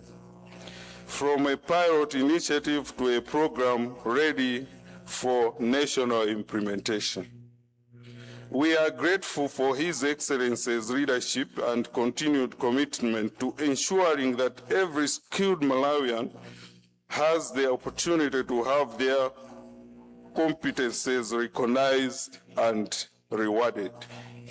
Ladies and gentlemen, it is my singular honor and privilege to invite now the guest of honor, the Director of Administration in the Ministry of Labor, Skills and Innovation, to deliver his keynote address and officiate the conferment of certificates to graduates upon their remarkable achievements. Guest of honor, sir, I respectfully invite you to address the congregation. I thank you for your kind attention. Thank you very much. Guest of honor.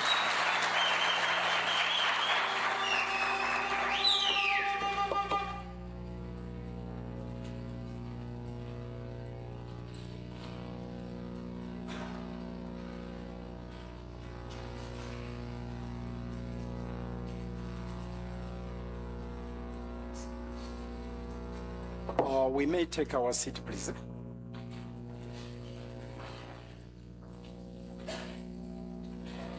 Thank you so much, Director of Ceremonies.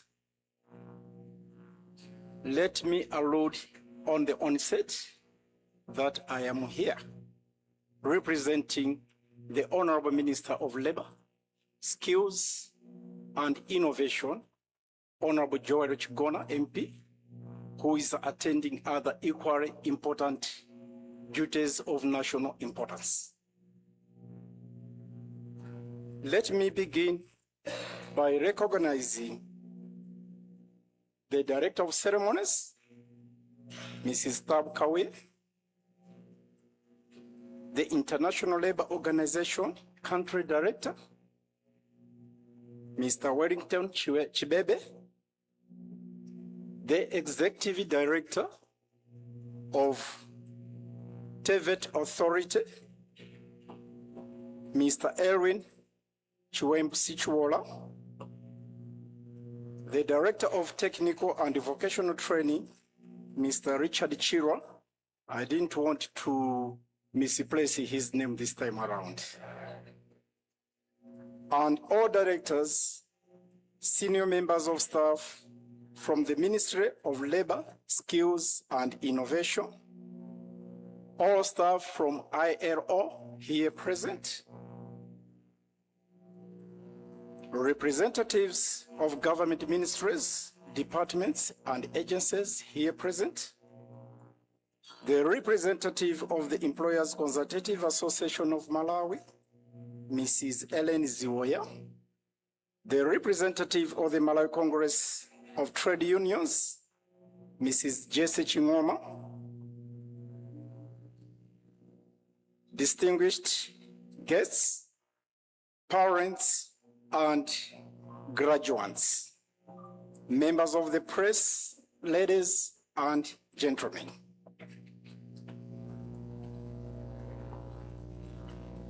On behalf of the Minister of Labor, Skills and Innovation, it gives me great pleasure to join you today to celebrate this important recognition of pre-learning graduation ceremony.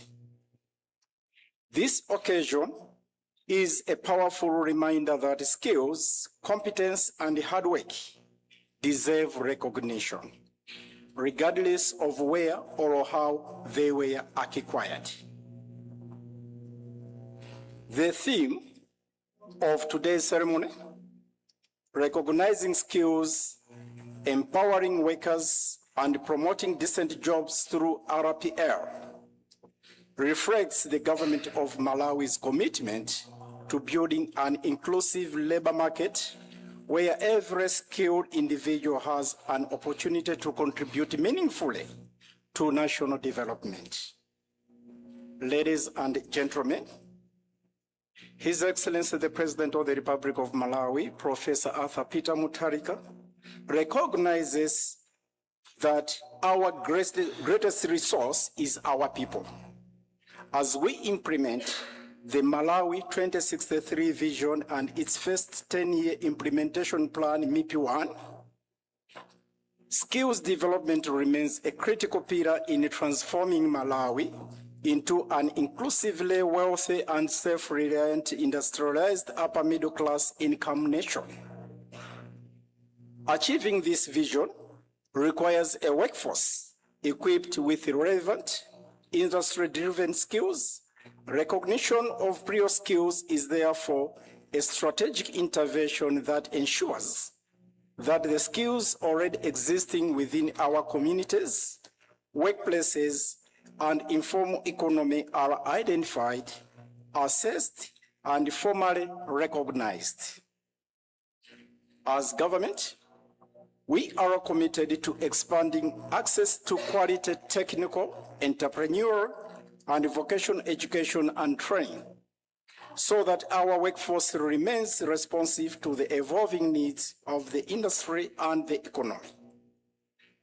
RPL complements this agenda by ensuring that experienced workers are not left behind in our pursuit of inclusive growth. Distinguished guests, government cannot achieve these aspirations alone. Strong partnerships remain essential. I therefore wish to express my profound appreciation to the International Labour Organization, the Korean government, the Norwegian government, the United Nations through the Global Accelerator Initiative, and Don Bosco. Take Africa for their steadfast partnership with the government of Malawi in promoting decent work, skills development, and social justice. The financial and technical support provided towards the recognition of prior learning assessments, capacity building, quality assurance, and monitoring has significantly contributed to the credibility and expansion of the program. This partnership has enabled many skilled Malawians to receive nationally recognized qualifications, improving their access to decent work, better incomes, and sustainable livelihoods. I also commend the TVET Authority, assessment centers, the industry, assessors, and all stakeholders who have worked tirelessly to ensure that the RPL system maintains the highest standards of quality, transparency, and integrity. To employers, I encourage you to continue recognizing and rewarding competence. Employing certified workers contributes to higher productivity, improved quality standards, innovation, and increased competitiveness of our industries. Let us continue creating workplaces where skills and performance are valued, irrespective of the pathway through which they were acquired. To our graduates, your certificate is not a destination. It is a passport to greater opportunities. Continue investing in your professional development, embrace innovation and technology, uphold ethical conduct, and strive for excellence in your respective trades.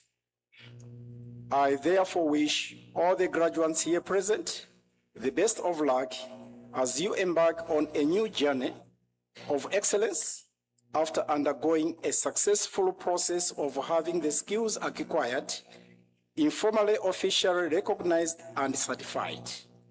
May God bless you all for your attention, and may God bless the Republic of Malawi. Thank you.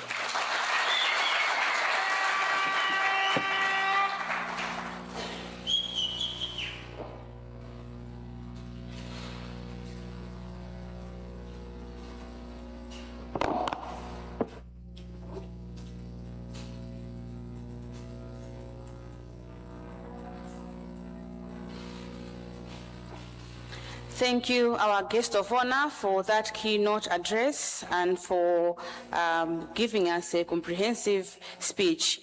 Mongo kambako, a guest of honor atu, akambako nditu zinthu ziwiri zitatu, zina mwa izo ni kungotsindika monga nenera ena kuti nkhani ya luso ndithu maki komanso ofunika kuti ifeyo ngati dziko tifikire maloto athu a Malawi 2063. Anakonso kuti boma lili lodzipereka kuonetsetsa kuti ntchito ya luso zamanja zipite patsogolo, komanso kuti kuyamika mabungwe a ILO, Korean government, Norwegian government, Don Bosco Tech, kuonetsetsa kuti athandizira kuti ndondomeko yonse ya RPL kuzafikira pano komanso kupita kutsogolo ya chitidwamo bwinobwino. Tiwaomberenso manja ma partners athu. Nthawi imene mayembekezera ija yafika, nthawi ya mwambo opereka ma certificate.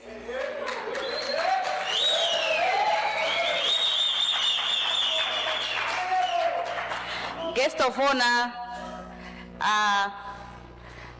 before we go into conferring of certificates, one of the graduates has made some gifts for you and the ILO Director General and the ED Fortivator. May I kindly ask Eminence Tailoring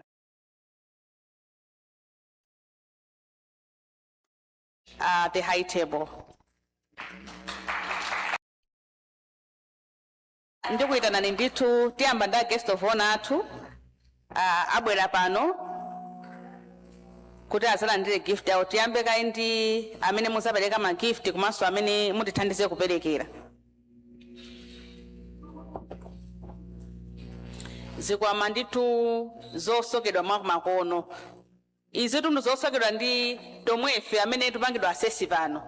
Ndichifake phungwa kwa mati experience ilipo kale. Chinangotsala ndi pepa lalo.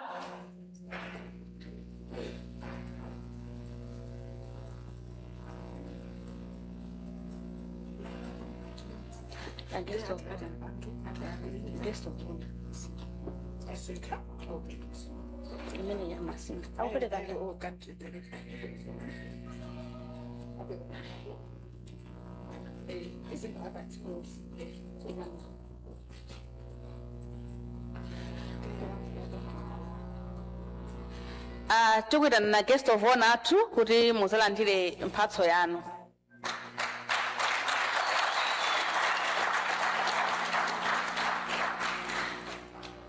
Amene wanditu ndi mmodzi ma graduates athu. Kusoka nditu katundu wapamwamba. Import quality yetu imeneyi. Zofunika tizipange export basi. Zikomo kwambiri. Tikuitana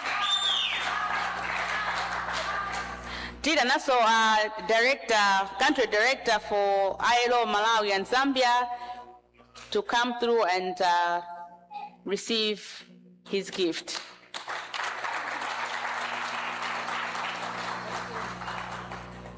Zaba mwamba nditu zokoma. Market ya ku Zambia bezeka kale pamenepa.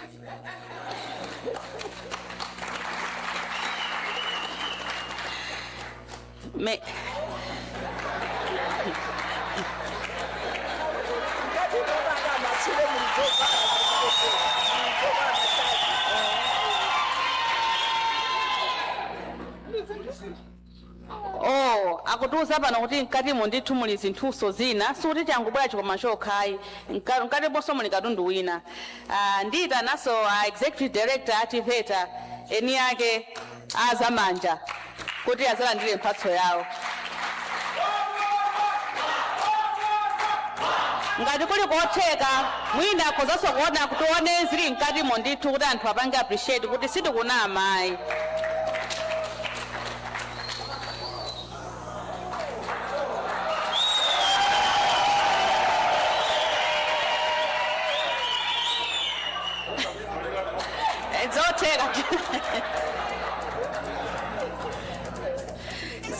Zikomo zapa mwamba sichoncho.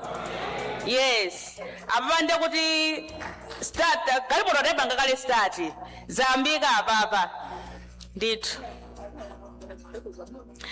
akuti angofuna angwankha kumawu awiri atatu tiwapatsa 2 minutes kuti ndithu atiyankhule. Zikomo.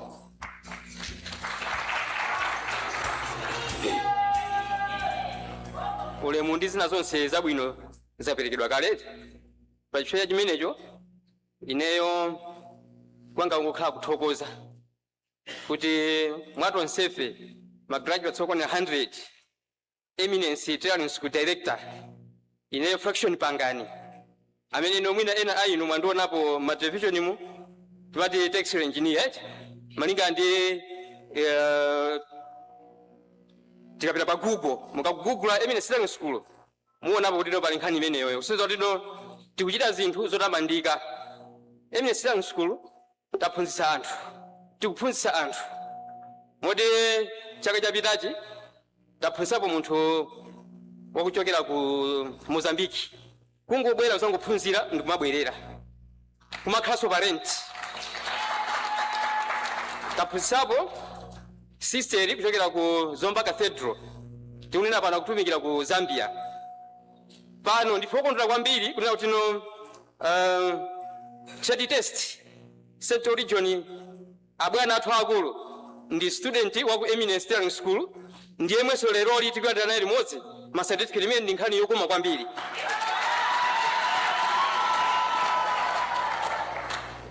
Tiyamikire kuna tino ndizona di maluso athu takhala nawo useri kwa mapepala sitimaunikira chotero chifukwa cha mwayi umene tapatsidwa kuti tsopano mapepala aja atanyamulano m'manja amene amatchinga aja lero ndife okondwera kwambiri boma tikuthokozaniko basi.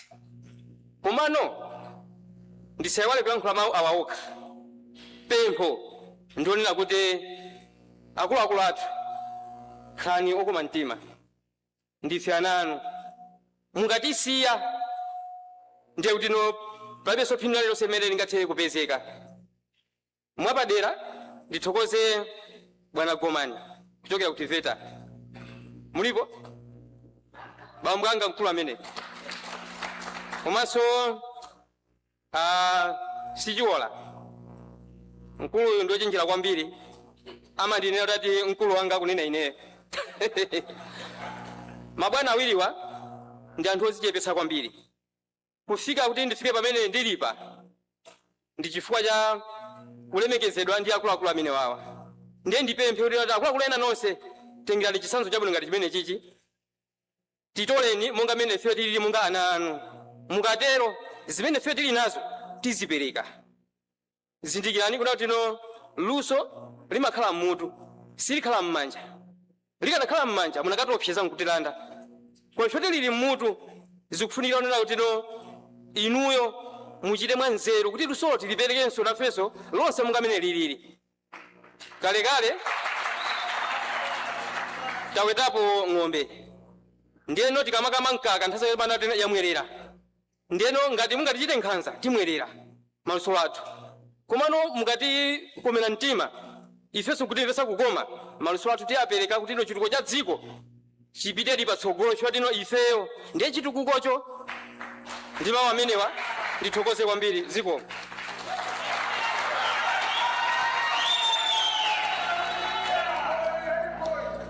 Tathokoza ndithu a Eminence Tailoring ayekamu pali uje ni member wanu amene wapezeka kale izikoma kwambiri.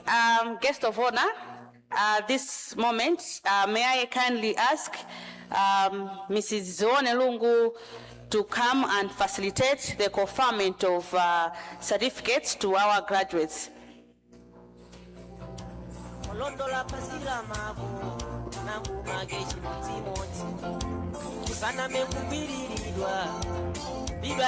Thank you very much.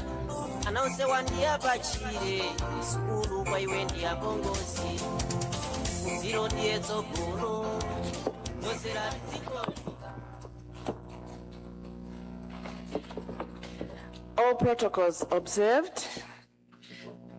Ladies and gentlemen,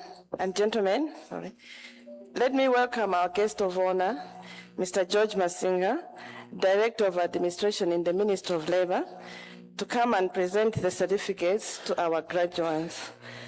Let me also welcome our two invited guests, Director of ILO, Country Office for Zambia and Malawi, as well as Executive Director for TVETA, Mr. Edwin Sichiwola, to come and give a congratulatory hand to our graduates.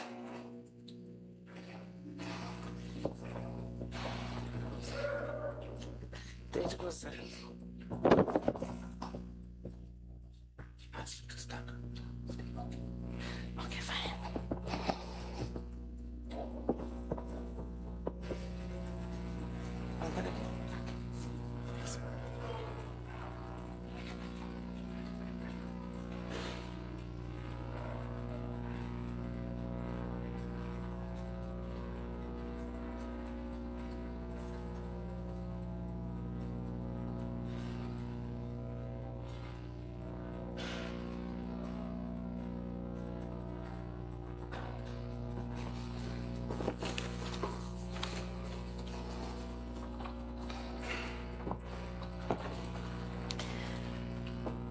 Tsopano yafika nthawi yakuti guest of honor athu apereke ma certificate.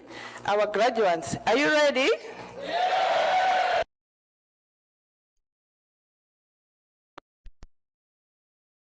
That with recognition of prior learning certificate in automobile mechanics.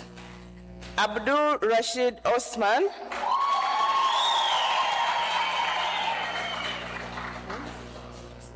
Okay.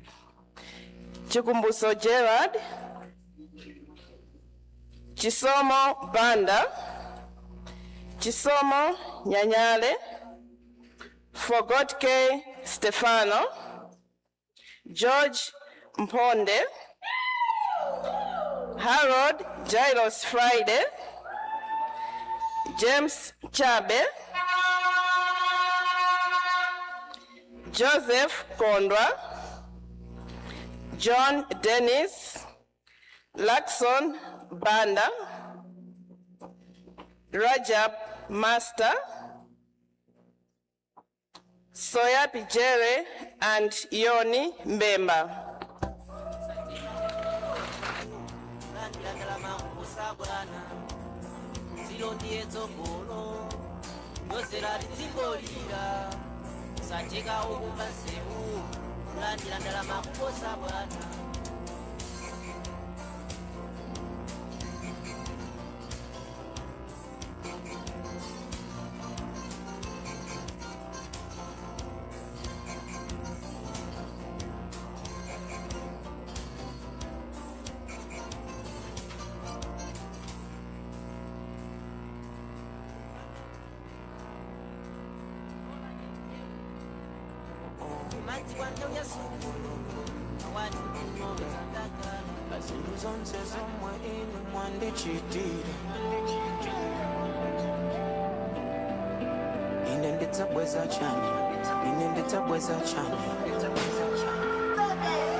Sina sange ndine kutinkale ndi moyo ana sanga mwini wa moyo silusola manja anga kuti uoneke bwino chonchi ine ana konza yeka mwini wa moyo anduni moyo wanga moyo moyo wanga uli mzanja lake la wa mamba moyo mbale wanga moyo wako moyo moyo chautayo au bisa mungaka yake wa mamba moyo mbala mezima mkimbira turi turi turi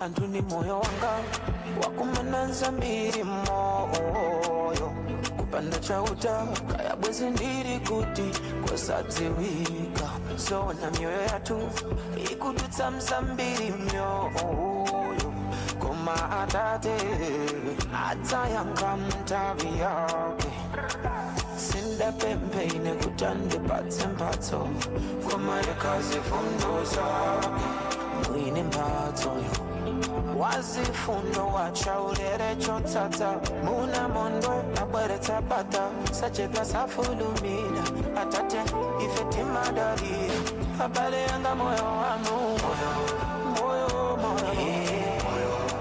uli mzanja lake la mwamba moyo mwana wanga moyo wako moyo patience taoloka nyanja katikati mwa nyanja ya Galilea nyanja ya Galilea ma ya Galilea taoloka nyanja katikati mwa nyanja ya Galilea lumbilani Recognition of prior learning certificate in bricklaying, Arnold Makawa.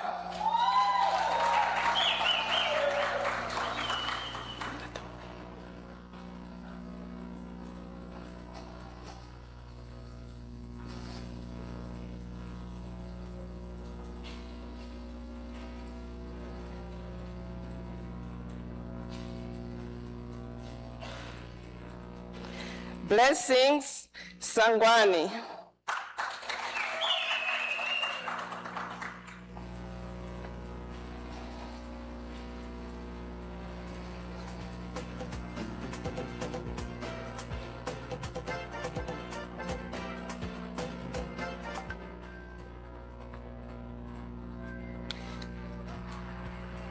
Chikondi Chome.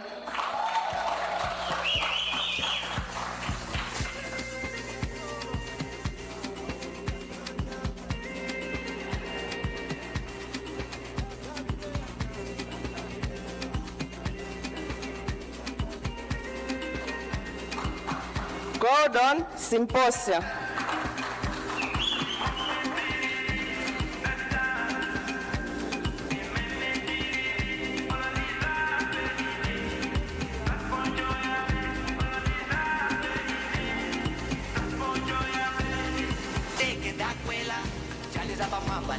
Ibrahim Limbani Mbewe.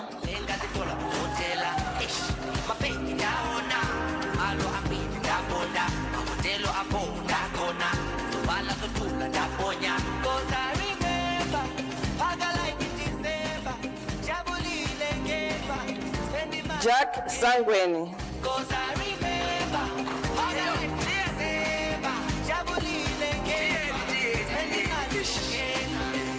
Zafa, Jordan Sazali, Sangalala. Zafa, Jordan Sazali, Joseph Eric Kaunda.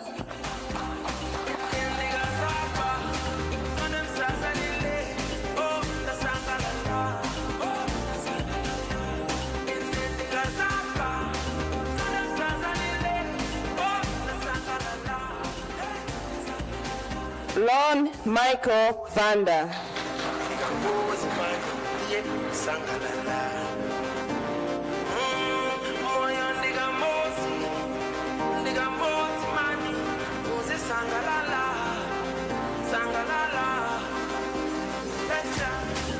Machitidwe Moyenda.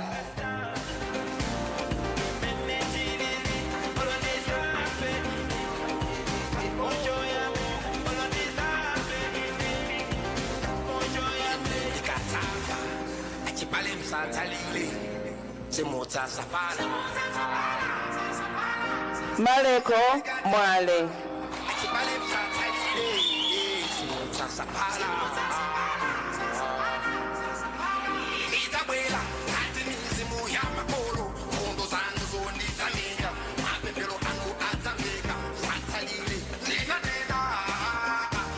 Melio Kamwendo.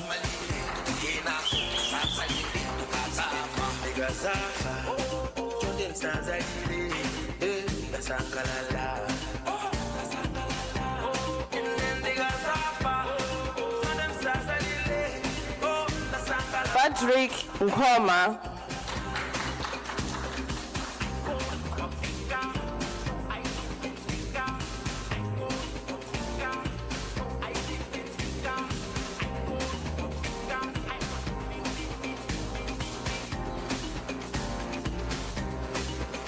And Stacken Beaton.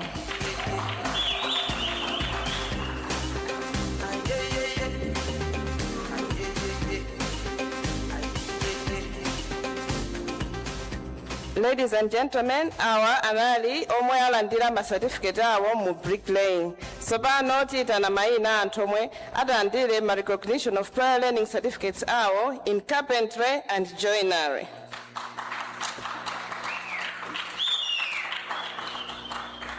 Ali Magi Ngwanga.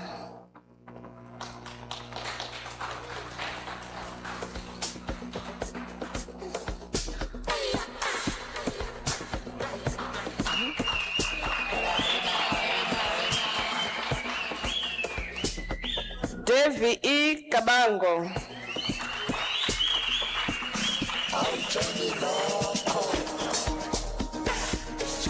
Keep your mind, but what you say about my job? Keep your mind. Fraxon Lyson Chauluka.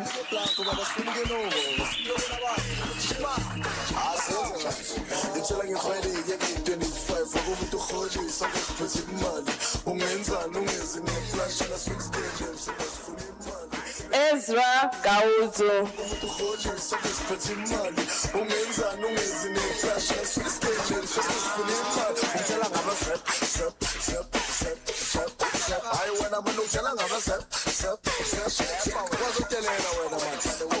Oscar Banda.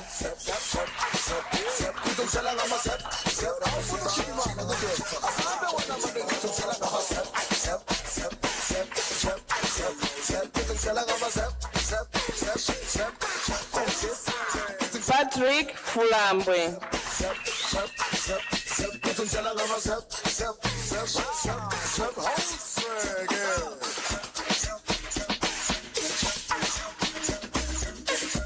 Saidi Ahmadu.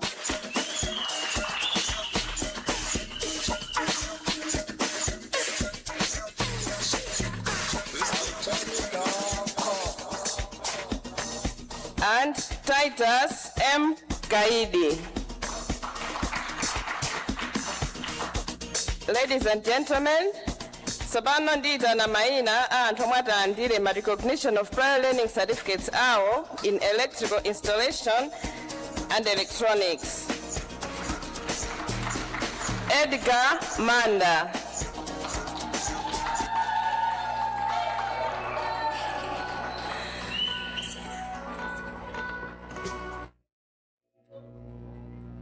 Blessings Mumba.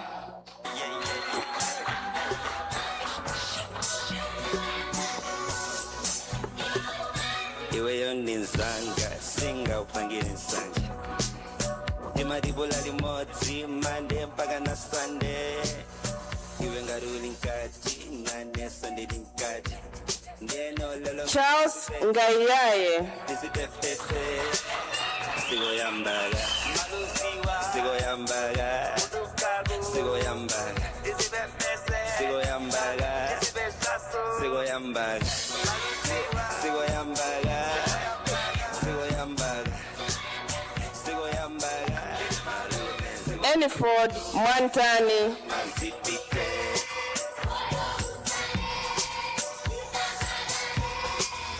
Sigo yamba kuduka ndala mazipite. Lavo Mlelemba. Sigo yamba kuduka ndala mazipite.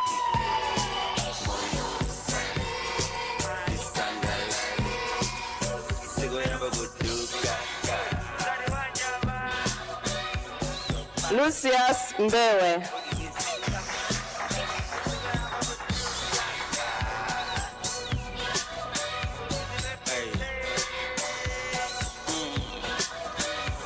Landlord D, yagerampa.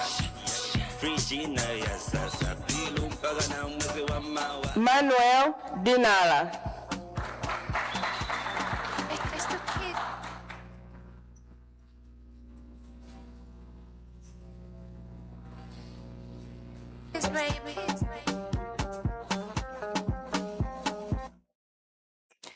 Pilani E. Mlolo.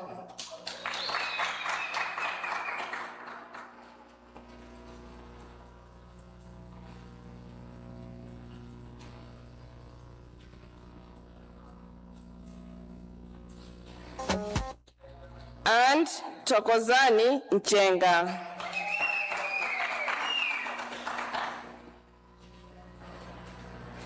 Ladies and gentlemen, let me now call upon the names of those who are receiving their recognition of prior learning certificates in fabrication and welding. Abel Sakuya.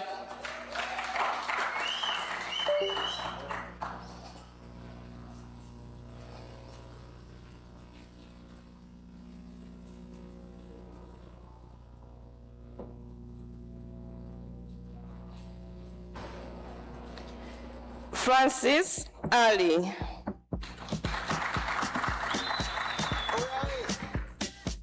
Sio kweli. It's the kids, baby. Francis Capito.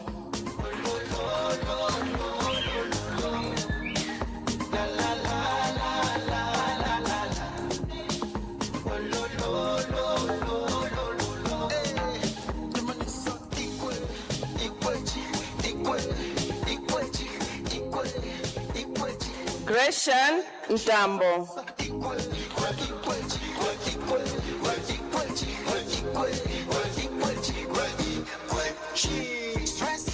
Stressy for what? Henry Goldson. On what? For what? And my brother, make your money conquer, life is too short. I want to live large, I want to be happy. More pains you can get. I'm stuck. Hester Nguluwe.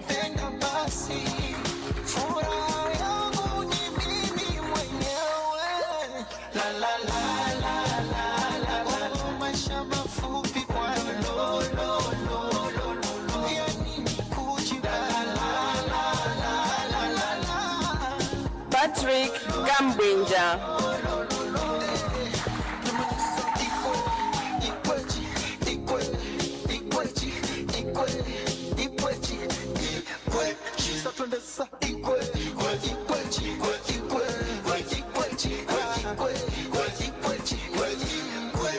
I feel so good. I'm feeling good tonight. Rebecca Johnson.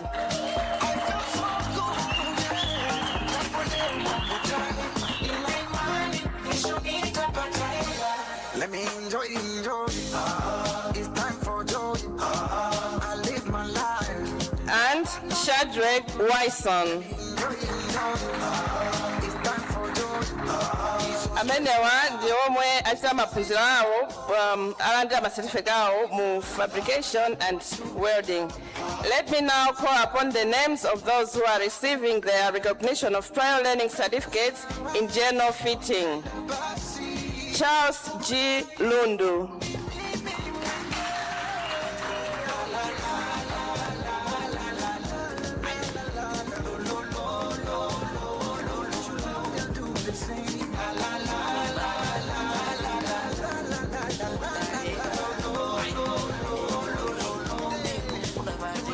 George Majawa.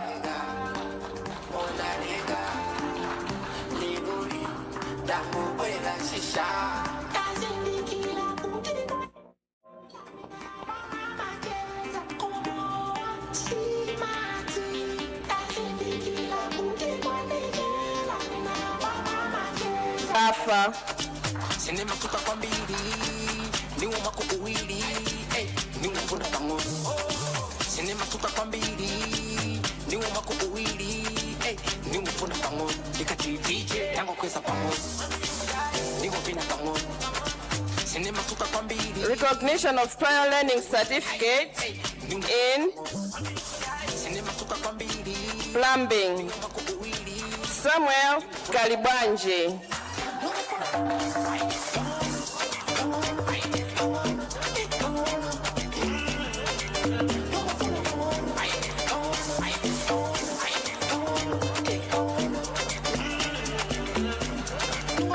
David Masea.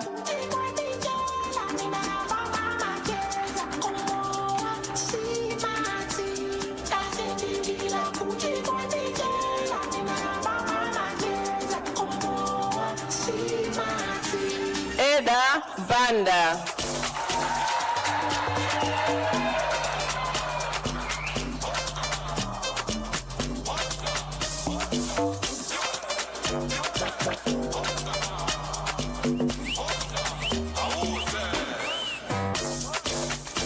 Lyson Chusa Musukwa.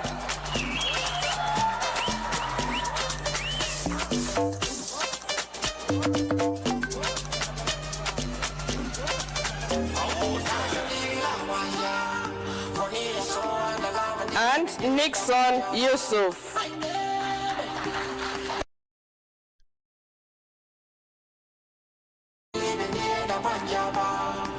Recognition of prior learning certificates in refrigeration and air mechanics.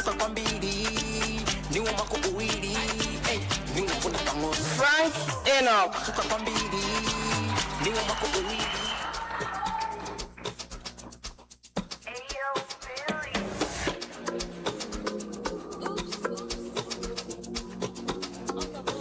Fazili Idrissa.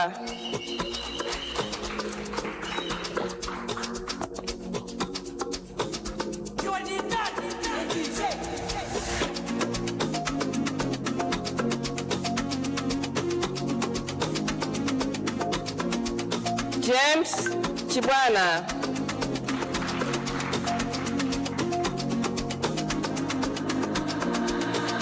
Mulindipa kama alipe kukulesa ni kuyangula Kama mpunzire kujama yanu wande mutakaula Kodite chezeta Owen Rise Bona.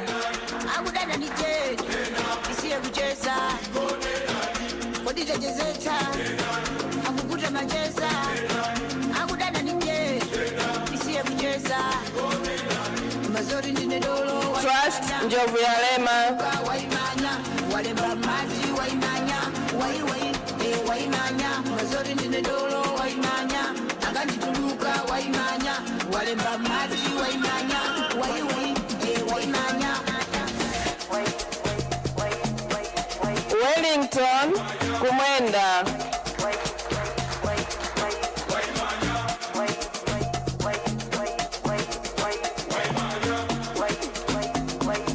Recognition of prior learning certificate in tailoring and fashion design.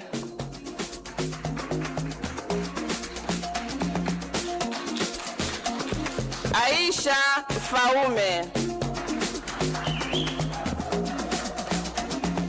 wanga tungakale wanu azinzanga tsangakale wanu mupunzire kumajama yanu ngati zikuvuta nikupata ni ganyu atangotola chikwama anasintokalo longolo Aisha Strawo.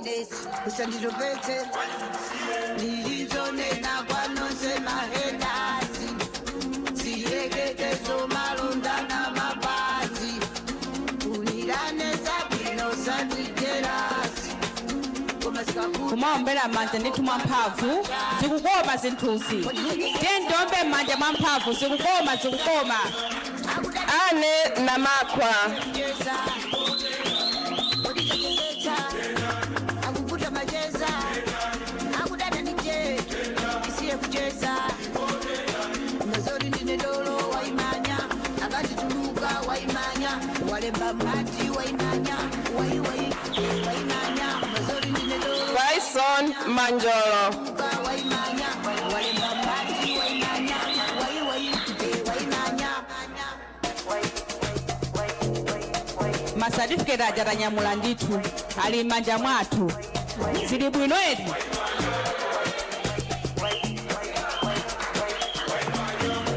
Chifundo Kanje.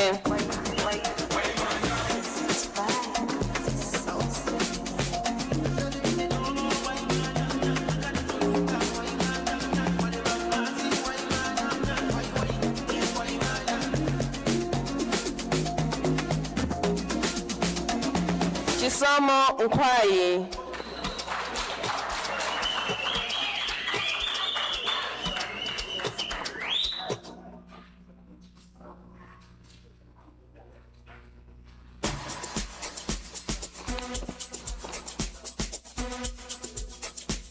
Daud Rajab.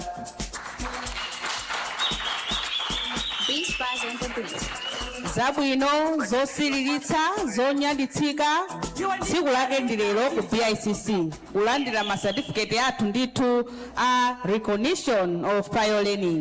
Eliza Yona.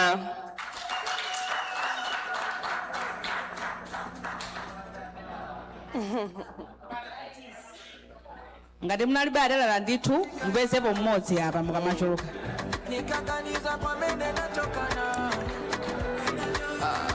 Farouk Gube.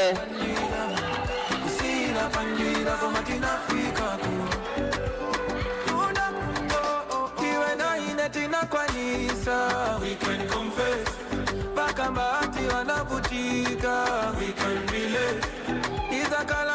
Mozi nawe soza kusia we apateti kushe. Fatima Hassan. Follow, zindi sata follow, uyende nani follow, kale nani follow, paka kumanda, baby you and I, it is a feeder. Oh yeah, so follow me go, follow, zindi sata follow, Fatima Imran. kale nani follow, paka kumanda. Amainda bambo tukupitirira bendi maina antomwala ndira ma certificate awo in recognition of prior learning certificates in tailoring and fashion design. Munge difye mumuntu fyo chapala, that's why njikatirira pakuboko twende nyankapa nyanke pwaka tende dipado from uchirodo wa Fidaus Shaibu. that's why napa dekupapa kozubade mpapa tabade kapo Maambassador athu ndithu a recognition of prior learning apatsidwa ma certificate lero. Mukakhale mtumwi kwa ena amene mwina amazidelera amaona kuti ndizosatheka, mukauze ndithu kuti ife talandira ma certificate ndipo ndifo vomerezeka ndi boma. Fraxon Bangani. Paka kumanda, baby you and I, it is a feeder. Oh yeah, so follow me go, follow, zindi tata follow, uyende nani follow, kale nani follow, paka kumanda, baby you and I. Jana Kaisi. apano mbatu afika follow ukubwedera kunuma boyo uli wandi bastida fofo yunino ikatana kuchani pakulanda itu chibidi chachite mwiko sonseresha show me the way baby sonseresha bamubale pedera panshila banaka never mind balabeko banaka Joseph Njeza.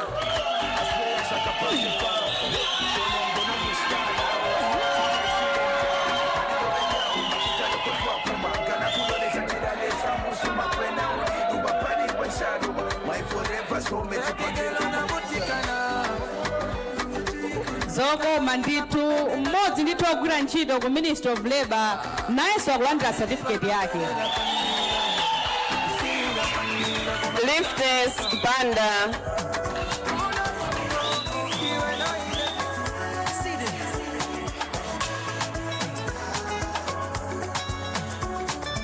A beautiful moment, a wonderful moment, a memorable day. Merai Kandawile.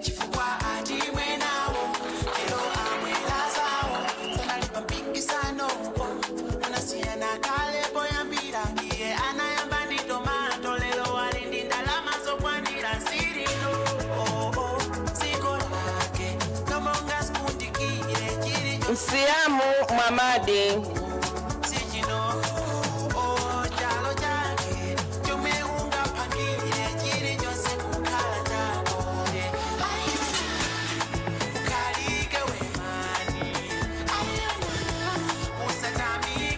Musa Majidu.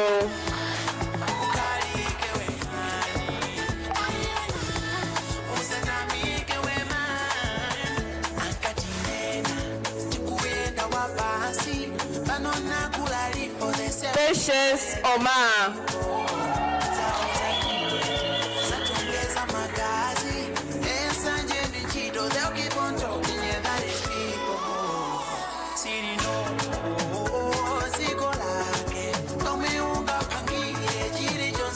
Queen Mlonga.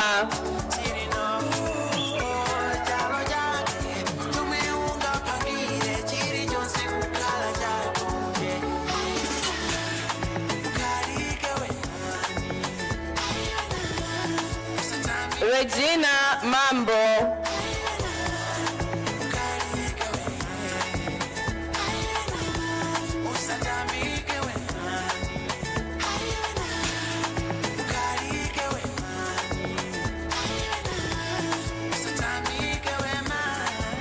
Lydia Milazi.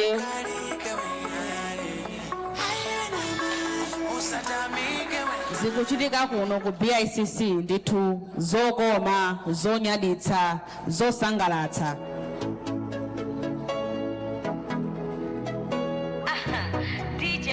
Rofina Mchiko.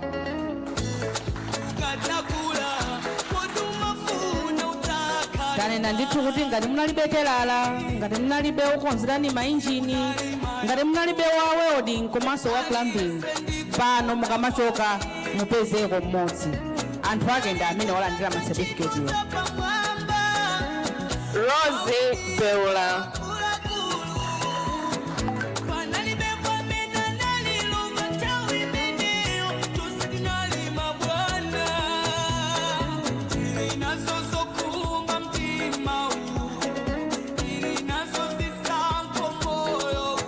Shadrach Keala Samuel.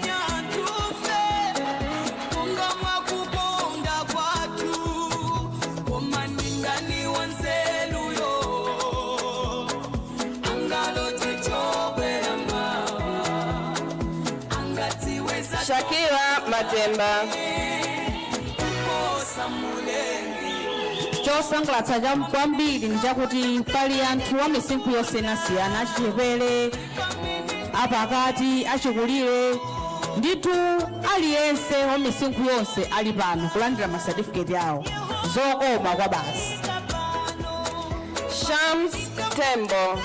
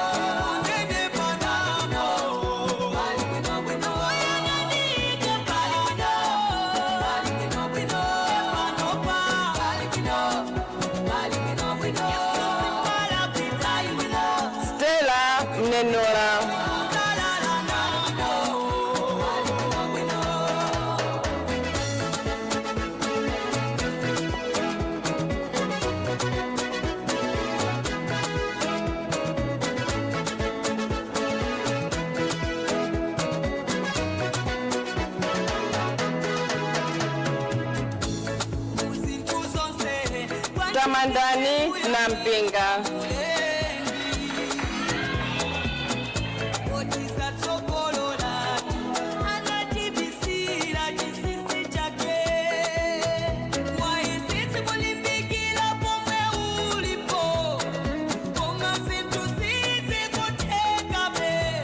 And Vanessa Ugamani.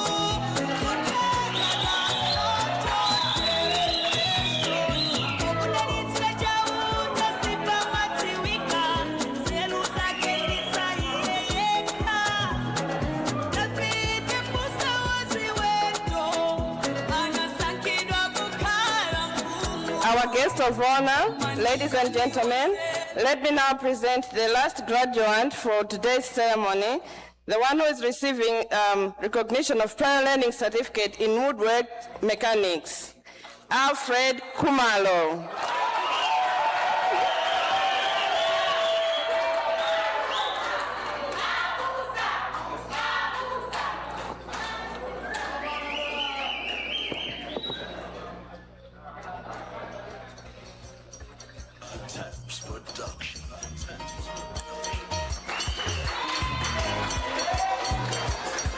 Thank you very much, our guest of honor and invited guest.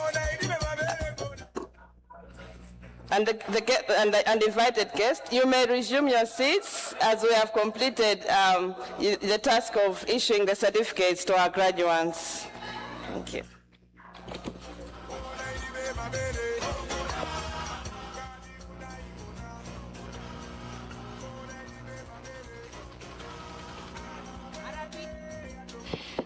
RPL, oye! RPL, oye! Zili bwino? Zili bwino eti? Chabwino, guest of honor, this marks the end of our program today and our graduation ceremony. I would like to thank you for sparing your time to come and grace this occasion. In a special way, I would also like to appreciate and thank the country director for ILO Zambia and Malawi for also coming through to show your support. This means a lot to us and also to the graduates. This moment, I would like to ask the one who opened with a prayer to come and offer us a closing prayer. When we get out of this room, we are going to have group photos. Since the graduates are many, they will be divided into groups so that we can accommodate a number of people per picture. So when we go out of this room, I will kindly ask, I think our photographers, you're going to guide us on where we're going to have our group photo. Thank you once again for coming through and also supporting our graduates. Thank you. Mwachidule, pano ndi pamaliziro pa mwambo wathu lero tithokoze onse amene munabwera makamaka guest of honor athu komanso alendo athu amene achoka ku Zambia amene ali country director for ILO Malawi and Zambia tikuti zikomo nonse amene munasiya ntchito zanu kuzafika malo anu takuthokozani. Tikatuluka nyumba ino tipita panja kuti tikajambule chithunzi cha alendo olemekezeka ndi ma officials ena onse ochokera ku boma ndi ma graduates athu. Koma chifukwa chokuti ma graduates athu alipo ambiri sitijambula tonse pakamodzi tigawana ma group 1 group 2 ndiye kuti akajambulitsa ena achoka patsanzawo mpata kuti ajambulitseko. Tichita zimenezi tikamaliza ndi pemphero. Tathokoza ndipemphe Chifundo Kainja atitsekere ndi pemphero. Zikomo. Ngati palibe tipemphere. Ambuye mu dzina la Yesu Khristu tikuthokozani chifukwa cha tsiku lero limene mwatipatsa. Tikuthokozani makamaka chifukwa choti mwalola mwambowu kuti uchitike mmene unapachitidwa plan. Pamene tikusiyana pano tikupemphani kuti mukakhale nafe mukatithandizire mu zonse zimene tikachita pamene tichoka malo ano. Tikuyikizanso m'manja mwanu onse amene achoka kutali kuti akamabwerera kwawo mukawateteze kuti akayende bwino. Tapempha zonsezi kudzera mu dzina la mwana wanu Yesu Khristu. Amen. Zikomo kwambiri. Pakali pano tipempha amene akupanga organize group photo kuti atipange guide makamaka ma photographer. Yes, okay. I think I am kutuluka ndi a guest of honor athu. Or I am kutuluka. Can you organize please anthu kuti akaimekae kuti a guest of honor akabwera, then we can just start taking the pictures.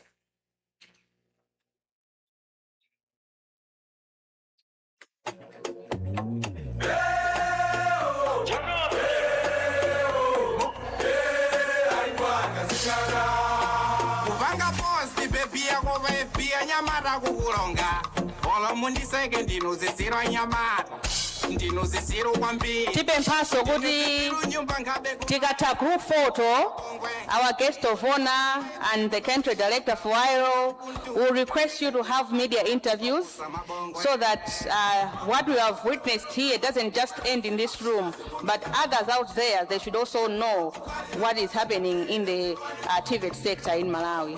Thank you.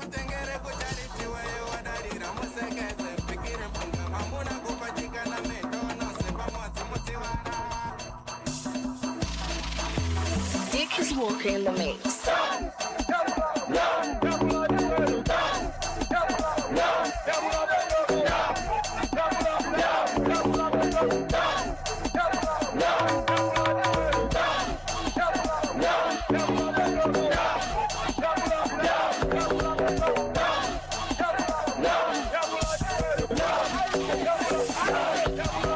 Dick is walking in the mix.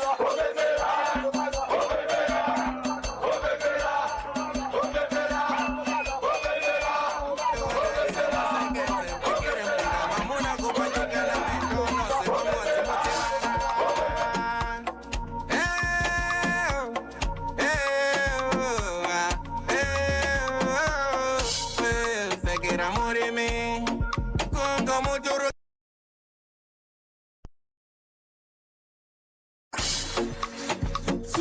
kufusira kabera mu makanika kufusira chikoti balomele chikugomera mwina inuwe ndoumira